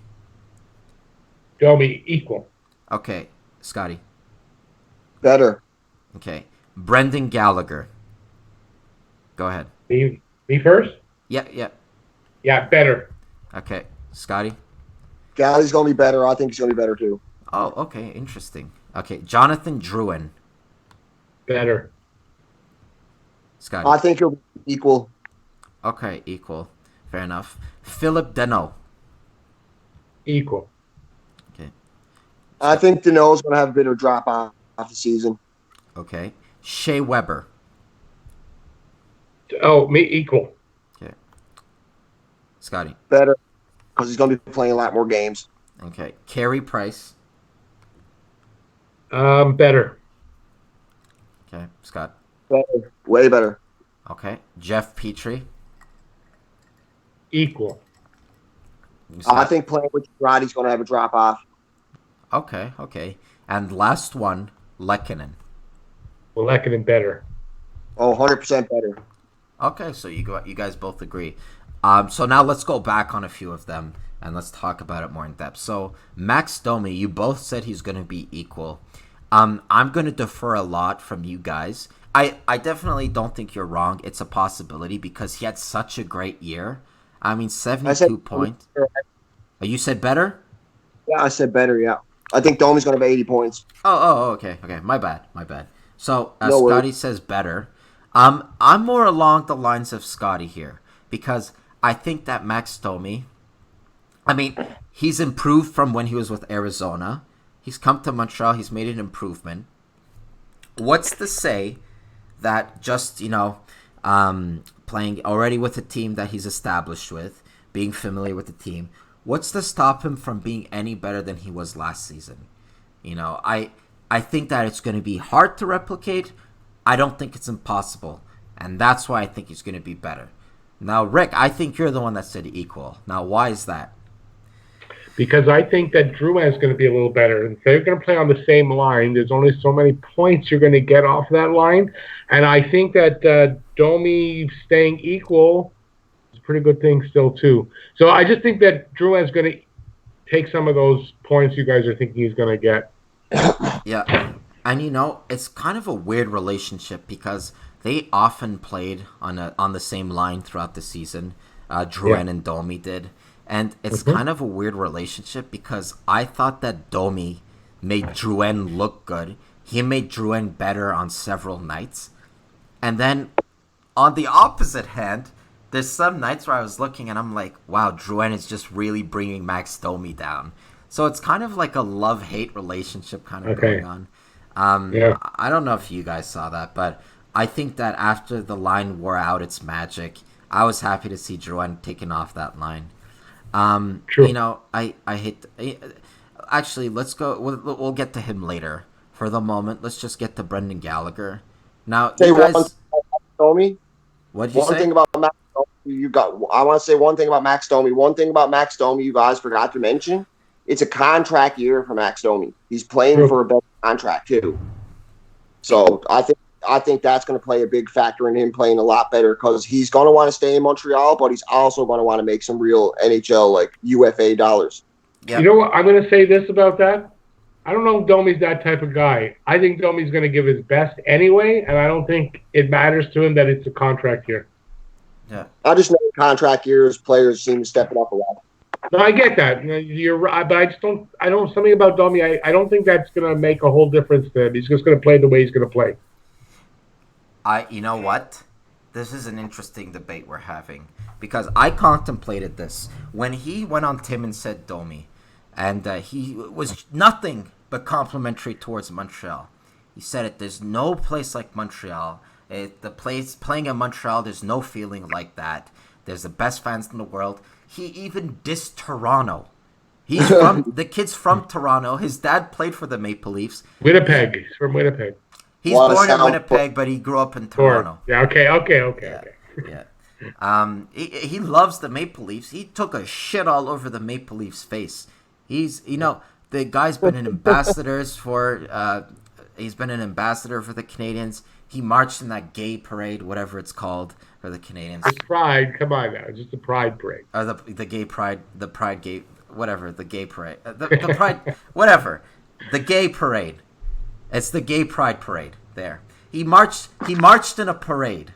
Okay, he's an ambassador for the city. Okay, I am nothing, but look at this. You see this? Without a doubt, I got his jersey. Is it a fake jersey that I paid $20 for? Sure, but it's still a Max Domi jersey. I selected him over any other player. Yeah, where do I get one of those? I'll let you know. After. I'm scared I get caught by the police or something. Anyway, the thing is, when Max Domi's contract is over, all of what he said, it's white noise. All of that. I don't put any stock into it because these players nowadays, it's not about honor anymore. It's not about playing for the team. It's about the dollars. And everything he's saying about Montreal, I might be wrong. I don't really believe it. Not that I don't believe it. I think that when his contract is over, he's going to go wherever gives him the best dollar, wherever gives him the best term. I think that it's nice what he's saying about the city, but in the end, it's a business. He's going to go wherever offers him the best contract. I think it is far from guaranteed that Max Domi will sign with the Canadiens when his deal is done. Can I say something? If you disagree, go for it. Yeah, I disagree, and for this reason. You guys come from a different era than I do. Yep. So you guys haven't seen the success that I've seen here with the teams and the way the players get treated. When Max Domi is telling you he loves Montreal, it's because he loves Montreal because of the way they treat him. It's different than anywhere else. So I come from an era where the players were treated royally, where we had great teams. You guys come from an era where we had crappy teams the last 20 years. So that it's not the same thing. So I disagree in that. I think Max Domi, with the season he had last season, he's treated like a king everywhere he goes. He's loved. I think he loves it here. And you know what? You might have a point. Go ahead, Scotty, before I jump in. He loves it in Montreal. You can tell he loves it in Montreal. All the history. He knows all the history. He knows more than most hockey players know about, like, Habs history. I think he loves it in Montreal, too. I don't think it's guaranteed he re-signs in Montreal due to the cap and all that and how much money they offer him. But if he gets the right offer, I think he will instantly re-sign in Montreal or sign the extension. Because he obviously does love being a Habs player. I think it's pretty genuine when he says he loves playing for the Habs myself. Yeah. And I may have formulated that wrong. I think it's completely genuine. I don't think he's lying. I'm usually good at telling when someone's lying or not. I don't think he's lying. I just think that in the end, when his contract is over, his love for the city is going to be trumped by the better contract. In other words, whatever team's going to offer him the better contract, that's where he goes to. And the reason why I'm saying that is because just look at Mitch Marner. I mean, he's a Toronto boy. I mean, his team drafted him. He's followed this team. He's followed the Toronto Maple Leafs. He loves them. Look at the problems he's causing them right now. Right. I mean, he won't even take a discount to play on the team he loves because that's how much money means for these players. Gone are the days, you're talking about Toronto. Yeah. Who wants to play there anyway? I think Domi's a different breed than Marner myself when it comes to, like, hockey love and stuff like that. He grew up with his dad playing for the Leafs and playing against Montreal and all the history, and he's I just think Domi's just a different breed than Marner myself when it comes to that kind. Like Rick said, like, he's kind of like the older type player, but he is going to be playing his heart out this year to get a raise for sure. He knows it's a contract year. He don't want to regress. He don't want to get less than what he's supposed to. He's going to play to get what he's earned pretty much. And I got a feeling Mark Bergevin will make him a fair offer, I'm sure. Yeah. Well, what about this idea? You see what Arizona just did with Clayton Keller. I don't see why with Clayton Keller. Yeah, but why not? Montreal should be trying to get Domi signed now, as quick as possible. I believe you, but I think Arizona's so way overpaid for Clayton Keller. $77 million for 47 points for a kid that's only played 2 years and regressed in his sophomore year. I'm not. That's not the part I'm saying though. But just sign him up now. Get him locked up now. Yeah, I think we both agree that the sooner the better, because I think that offer sheets, they're as the years go along, they're not going to be as rare anymore. We're going to start seeing more and more. Right. So you want to sign him before he becomes a restricted free agent. Definitely agree with you there. Maybe an RFA. Yeah, he's not going to be an RFA? I don't want him to see him go to restricted free agency. I don't want Montreal to have to deal with that next summer. They already got so many issues coming in 2021. They should get Domi out of the way. They should sign him as early as they can, like Rick said, before he explodes this year, and they got to pay him an extra million. Look at Mitch Marner. He would have took $8 million from the Leafs last year. He had a crazy year this year with John Tavares. Now he wants like 11 or 12 million, some ridiculous amount. They should sign me now. Well, they got the chance to. Well, he's not crazy on fire, because I think he's going to be excellent this year myself. Yeah. Okay. So I see what you guys are saying. I think we both want the same thing. I just don't think that this. I think that we're disagreeing a little bit, because I think that players nowadays, they're not the same as players before. They want the money, and I hear what you're saying, Rick. I really do, and I hope it's true. But let me tell you this. So you say Domi, he's an ambassador. He's being treated as a king here in Montreal. So let me give you this. Say you played on the Habs, Rick. You were a player. You played center first line. And you were, as you say it in your words, you're treated as a king. You're revered. Say the Canadiens offer you $5 million. Okay? Now, say the Minnesota Wild, they offer you $6.5 million, as an example. It's more money, but maybe you're not treated as a king. Maybe people won't know you when you go on the street, so on and so forth. Will you take a $1.5 million cut to stay somewhere where you are beloved? Or will you take the higher salary? If you were a player. I'm going to stay where I'm beloved, where I have the better chance to win. That's the most important thing, I think. Look, at some point, how much is enough? So I'm a believer in that. I think these guys get paid way too much. Sorry, moving around so much. I just think I would stay and play where I wanted to and not chase the money. Yeah. Okay, I hear you. And you know what? I might be wrong. Maybe he's in love with the city. Maybe, this and that. Maybe he's going to stay with it. Maybe he doesn't want to. He's not even thinking of the idea of signing with another team. I definitely hope so, because if he doesn't sign, that jersey is not going to be worth as much anymore. And I was so I got a Subban jersey I think 1 or 2 months before he got traded. So, yeah, that sucked. Yeah. That always happens to me, by the way. I get a player, they get traded right after. I think it's like a curse or something. But, going through some of the comments. Great discussion, guys. I actually prefer it when we don't agree, because we get to see both points, really, and that's more interesting. I am Patty Mac says, I agree with Rick on Domi. He wants to be here. He doesn't shrink from the pressure of playing in Montreal. He thrives in Montreal. Oregon Player Boy says, Max is one of the best ambassadors this team has ever had. That I will agree with you. William Lacour says, have they talked about Markov? Yeah, we talked about Markov. You can scroll back a little bit. We talked a lot about him. I said he is my favorite defenseman on the Canadiens of all time. Let's see. Oregon Player Boy says Domi's agent is in Montreal now. And just going down a little bit more. I am Patty Mac says, need to get rid of the Alzner contract, even if it means eating some portion of the salary. So, how long is that Alzner contract? How far does it go till? It ends at the end of the season. Not this season coming up, but the next season after, I'm pretty sure, is when it ends. As far as I can remember. No. Oh, I'm wrong, am I? 3 more to go. 4 years. Okay, I thought it was 2. 3 more years. Yeah. Oh, that was a bad contract. And I think Bergevin flat out admitted it. That was a miscalculation. I mean, and even if you bottom out, you're only going to get 1.8 mil cleared off your cap per season. is not going to be his full contract. No, but if they buy him out next year, like if they would have bought him out before this season, they would have had there was a big payment. It would have been a lot more.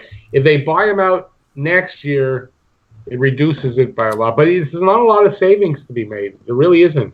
No. Yep. Yeah. And going back to that first question, am I angry that Bergevin didn't make any move? I mean, the Alsner trade, that was a moment where he was pressured to make a move. He wanted the team to perform. He went out and got what he deemed to be a good player. He was pressured, and he ended up being not performing. Alsner's has been a disappointment. So that's why I'm happy. I'd rather he signs no one than he signs another Alsner, another bad contract. Oh, yeah. In Bergevin's defense, though, Alsner was pretty good in Washington. He was really reliable in Washington. And the season coming into Montreal, the season prior to that, he was excellent for the Capitals. Despite their playoff woes, Alsner was solid the whole while in Washington. But in Montreal, he absolutely tanked. Yep, for sure. But would you agree, though, that as good as he wasn't worth that dollar value that we gave him? Oh, no. It was ridiculous. I was way too much when I seen it, too. Yeah, absolutely. Bobby Crypto says, and this, I think I could direct it to Rick because I believe he just made a video about it. What about Pominville with the Habs? Is that true? It's a legitimate rumor out there. I don't think they're good. I think if you're going to see Pominville here, he's going to come here on a PTO. I don't think they're going to just sign him. So, yeah, probably. Yeah. I haven't heard any more on that, but I think that's one of their options they're looking at. But geez, I hope not. I'd rather see them give the kids a shot. And, I was saying that how much is Pominville going to give you anyway? Oh, and, he had last year, early on, he had 13 points in like 7 games, really early on. So that means he got 18 points in the last 66 games of the season. That doesn't translate very well to helping us out here, right? Oh, yeah. And any points he's going to get and everything, I think Suzuki, or maybe not Suzuki, but somebody can come up and produce that, rather than have Pominville. Yeah. What do you think, Scotty? You want to see Pominville in the Habs jersey, Scott? To be honest, one thing about Pominville, he brings it in Montreal. You ever watch him play against the Habs when he's with the Sabres? He brings it in Montreal. There's something about him playing in the Bell Center where he seems to bring it. Certain players do, and Pominville's one of those players. So I wouldn't hate seeing him in a Habs uniform by no means. Wouldn't want Mark Bergevin to pay too much or nothing like that, but I wouldn't hate seeing Jason Pominville in a Habs uniform myself, personally. Sorry. Rick, go ahead, Rick. Well, why does Pominville want to come here now? They've been trying to get him a few times over the last few years, and he's always gone elsewhere. And then now that nobody else wants him, he wants to come to Montreal. That's another reason I don't really want him here. Now, the team actually has a chance to win now, I guess. Yeah, exactly. Yeah. You know what? I'm going to lean a little bit towards talking Habs here. I would like to see Pominville only if it's on a PTO, because I know PTO, he can come and play. He can have some competition for some of the rookies, some healthy inner competition. And this is something I learned listening to NHL radios. When a GM gives a player a PTO, he's doing a favor for the player because he's putting attention on them from the other GMs in the league. And oftentimes, you see a player say they get a PTO with Montreal, they'll end up signing with another team, because, the GMs look at them. But back to Pominville, if it's on a PTO for some competition for the rookies, you don't want the rookies to just come and go into the lineup. You want some competition. I don't mind seeing that. If it's on a contract, I would avoid that like the plague. I would avoid it like the bubonic plague. I do not want to go anywhere near a contract with Pominville. Oddly enough, go ahead. Well, I was going to say, you might as well use that $4 million cap this year for something, sign to a 1-year deal. Yeah. You know what? Maybe it's because I'm a little biased towards him, and I've been nothing but complimentary towards him, but if they're going to use that money on someone, I wouldn't hate seeing Markov make a return to the NHL. I'm excited to hear what you guys think, because a lot of people say he's damaged goods, but if you were to waste, $4 million of this year's cap on someone, why not waste some of it on Markov, right? Go ahead. But the reason why I wouldn't want to see Markov come to Montreal is because he's a left-handed defenseman. He plays on the left side, and we have Victor Mete, he's not an excellent first-pairing defenseman, but there's no way he should be taken out of the lineup. Ben Sherratt was brought over to play top four, and I wouldn't want to see Brett Kulak lose his spot in Montreal. He put up 10 points in 17 games in Montreal. It's something ridiculous. He had really good numbers in Montreal. I know that much off the top of my head. And I wouldn't want to see Brett Kulak lose his spot to Andrew Markov because they want to bring back a veteran to play a few games in Montreal to get his 1,000th game or whatever it is. Personally, I love Andrew Markov, but I just don't see where he fits into the lineup. Even if you got him for cheap, even if you got him for $1 million on a 1-year deal, it risks. Hold on, Kulak. Sorry. What if he's better than Kulak though? What he's if not, he? But how do you followed him in the KHL? He's decent in the KHL, don't get me wrong. KHL is a lower scoring league, but did you see him his last few years in Montreal? His last 2 years in Montreal, he was nowhere near as good as what Brett Kulak brought after the trade deadline in Montreal. What I seen from Brett Kulak, I absolutely loved. He had excellent chemistry with Petrie. He got a bomb off the face-off. He's a young player. He's a big body.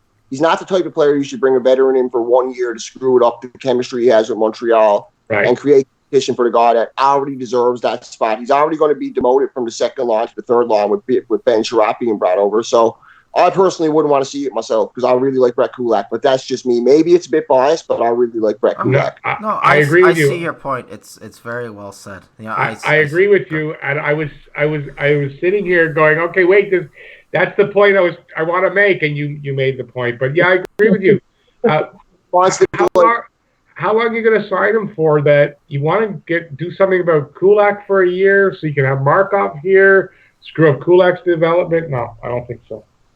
Yeah, I like it. All right, so yeah, that was a good discussion.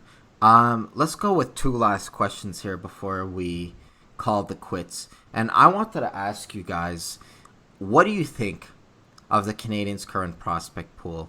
Actually, I guess we kind of talked about that already. So I'm just going to jump to our big question.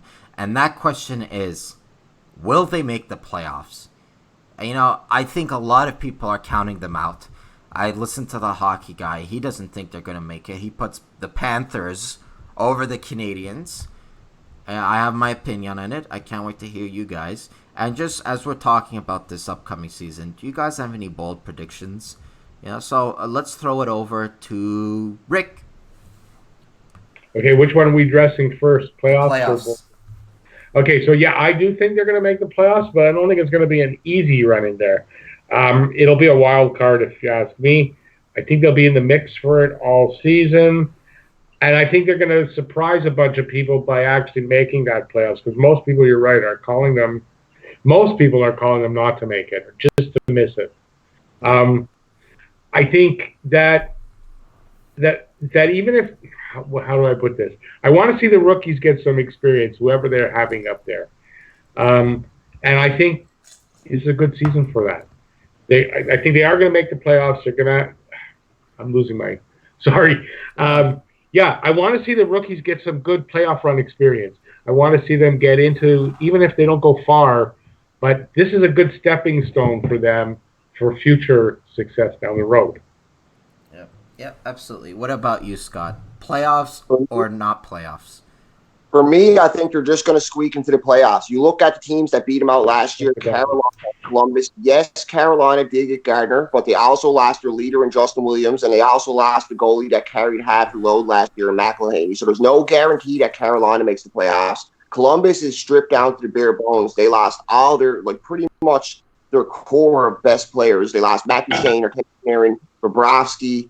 They do have guys like Anderson and Jones and stuff, but Columbus isn't going to make the playoffs, in my opinion. And Florida, yes, they got Bobrovsky, but there's no guarantee they make the playoffs either. And I think Montreal is going to squeak in there and get the second or the first wild card. I think they're going to make the playoffs this year. And as for bold predictions, I think Brendan Gallagher is going to score 40 goals. And Victor Mete is not only going to have 1 goal this year, he's going to score 3 goals this year. That's my bold predictions.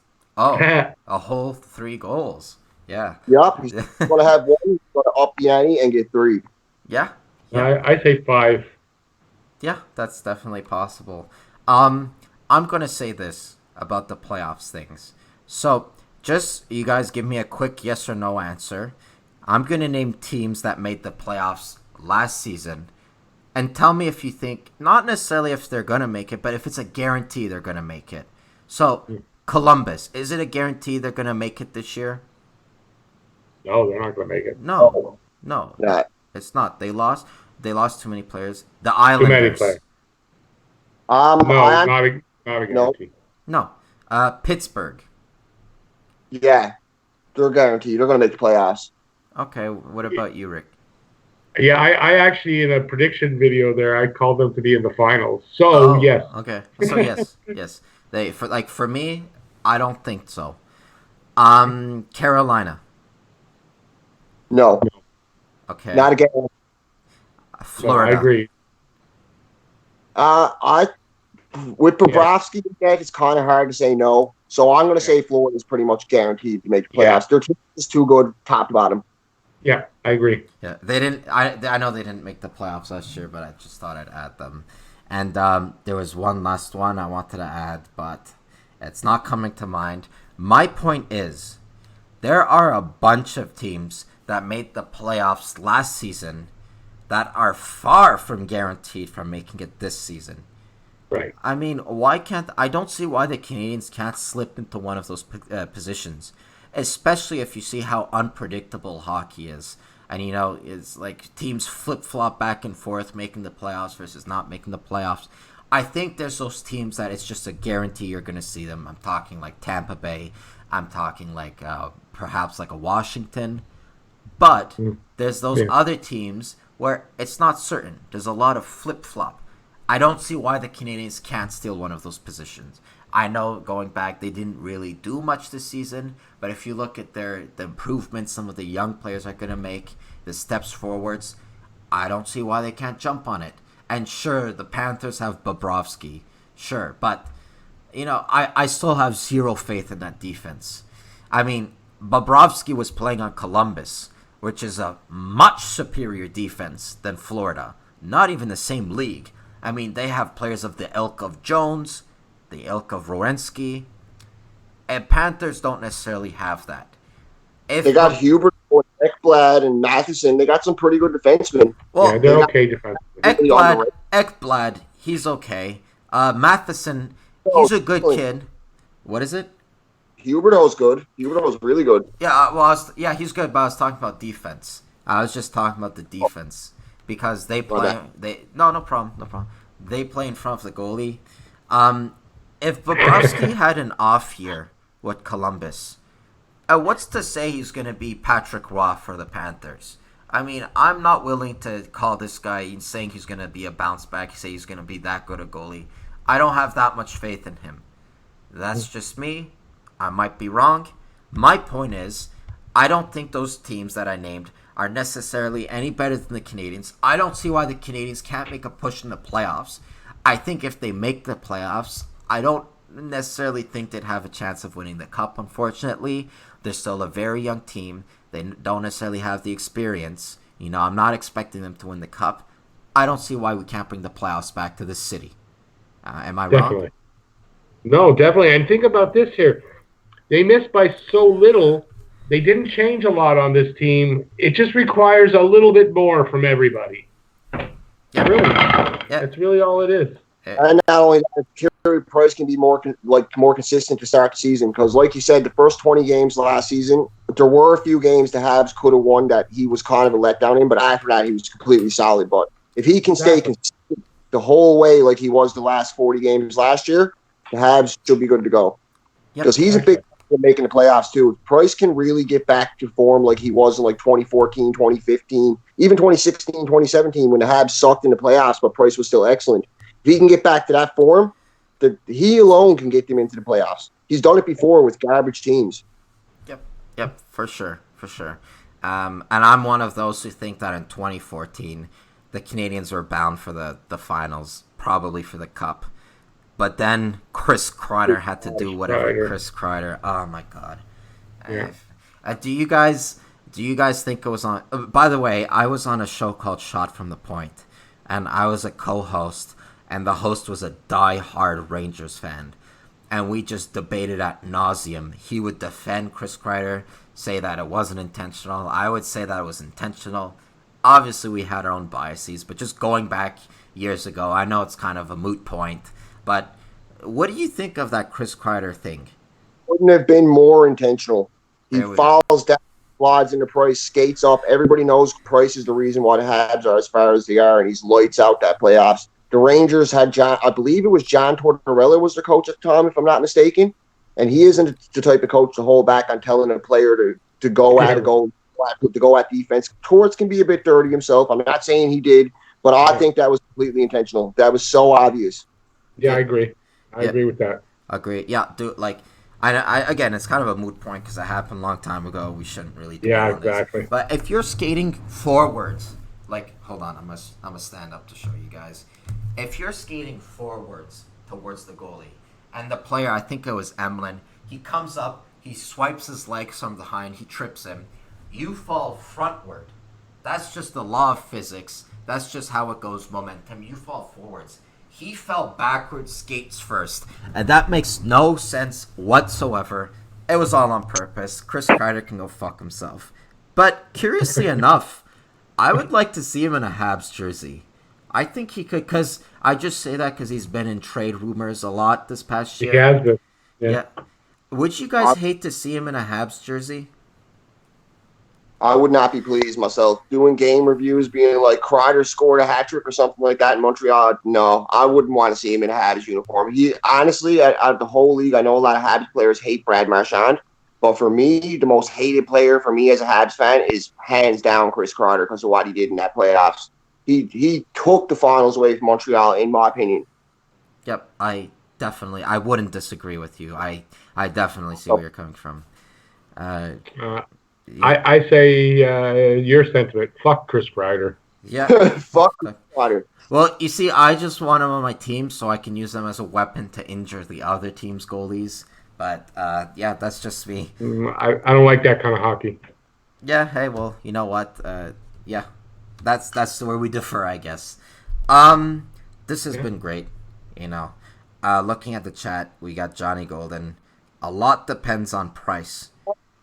Nice to see you, Johnny. William LaCour says, should the Montreal Canadiens give a contract to Kotkaniemi next year's and maybe overpay or wait in 2 years? What do you think about that? Depends on how he performs this year, in my opinion. Yep. Have to do with this year because the sophomore slump is a real thing, right? I've seen a lot of hot young rookies come into the league, look excellent in their first year. Alex Galchenyuk's a perfect example, although he did get injured, I believe, the year after that, closely after his hot rookie year. So I'd like to see what he does in his sophomore year. But if he comes in this year, puts up 50 points, do what Arizona did with Keller, saw him early, saw him at that time. I think that the model that they should follow is that of Ryan Nugent-Hopkins. They're both centers. They were drafted high. What the Oilers did, they signed him early. He was still unproven. They signed him early. They got him for $6 million, which really isn't that much in today's league. And that's one of the best values for what Nugent-Hopkins brings to you night in and night out. I would, without a doubt, say if you could sign him early and get maybe a little less value, do it. Rather than waiting and, oh my God, I hate bridge deals. I hate bridge deals. I'm one of those, if you know the type of player you have and you know what type of player he is, just sign him long term or don't sign him at all.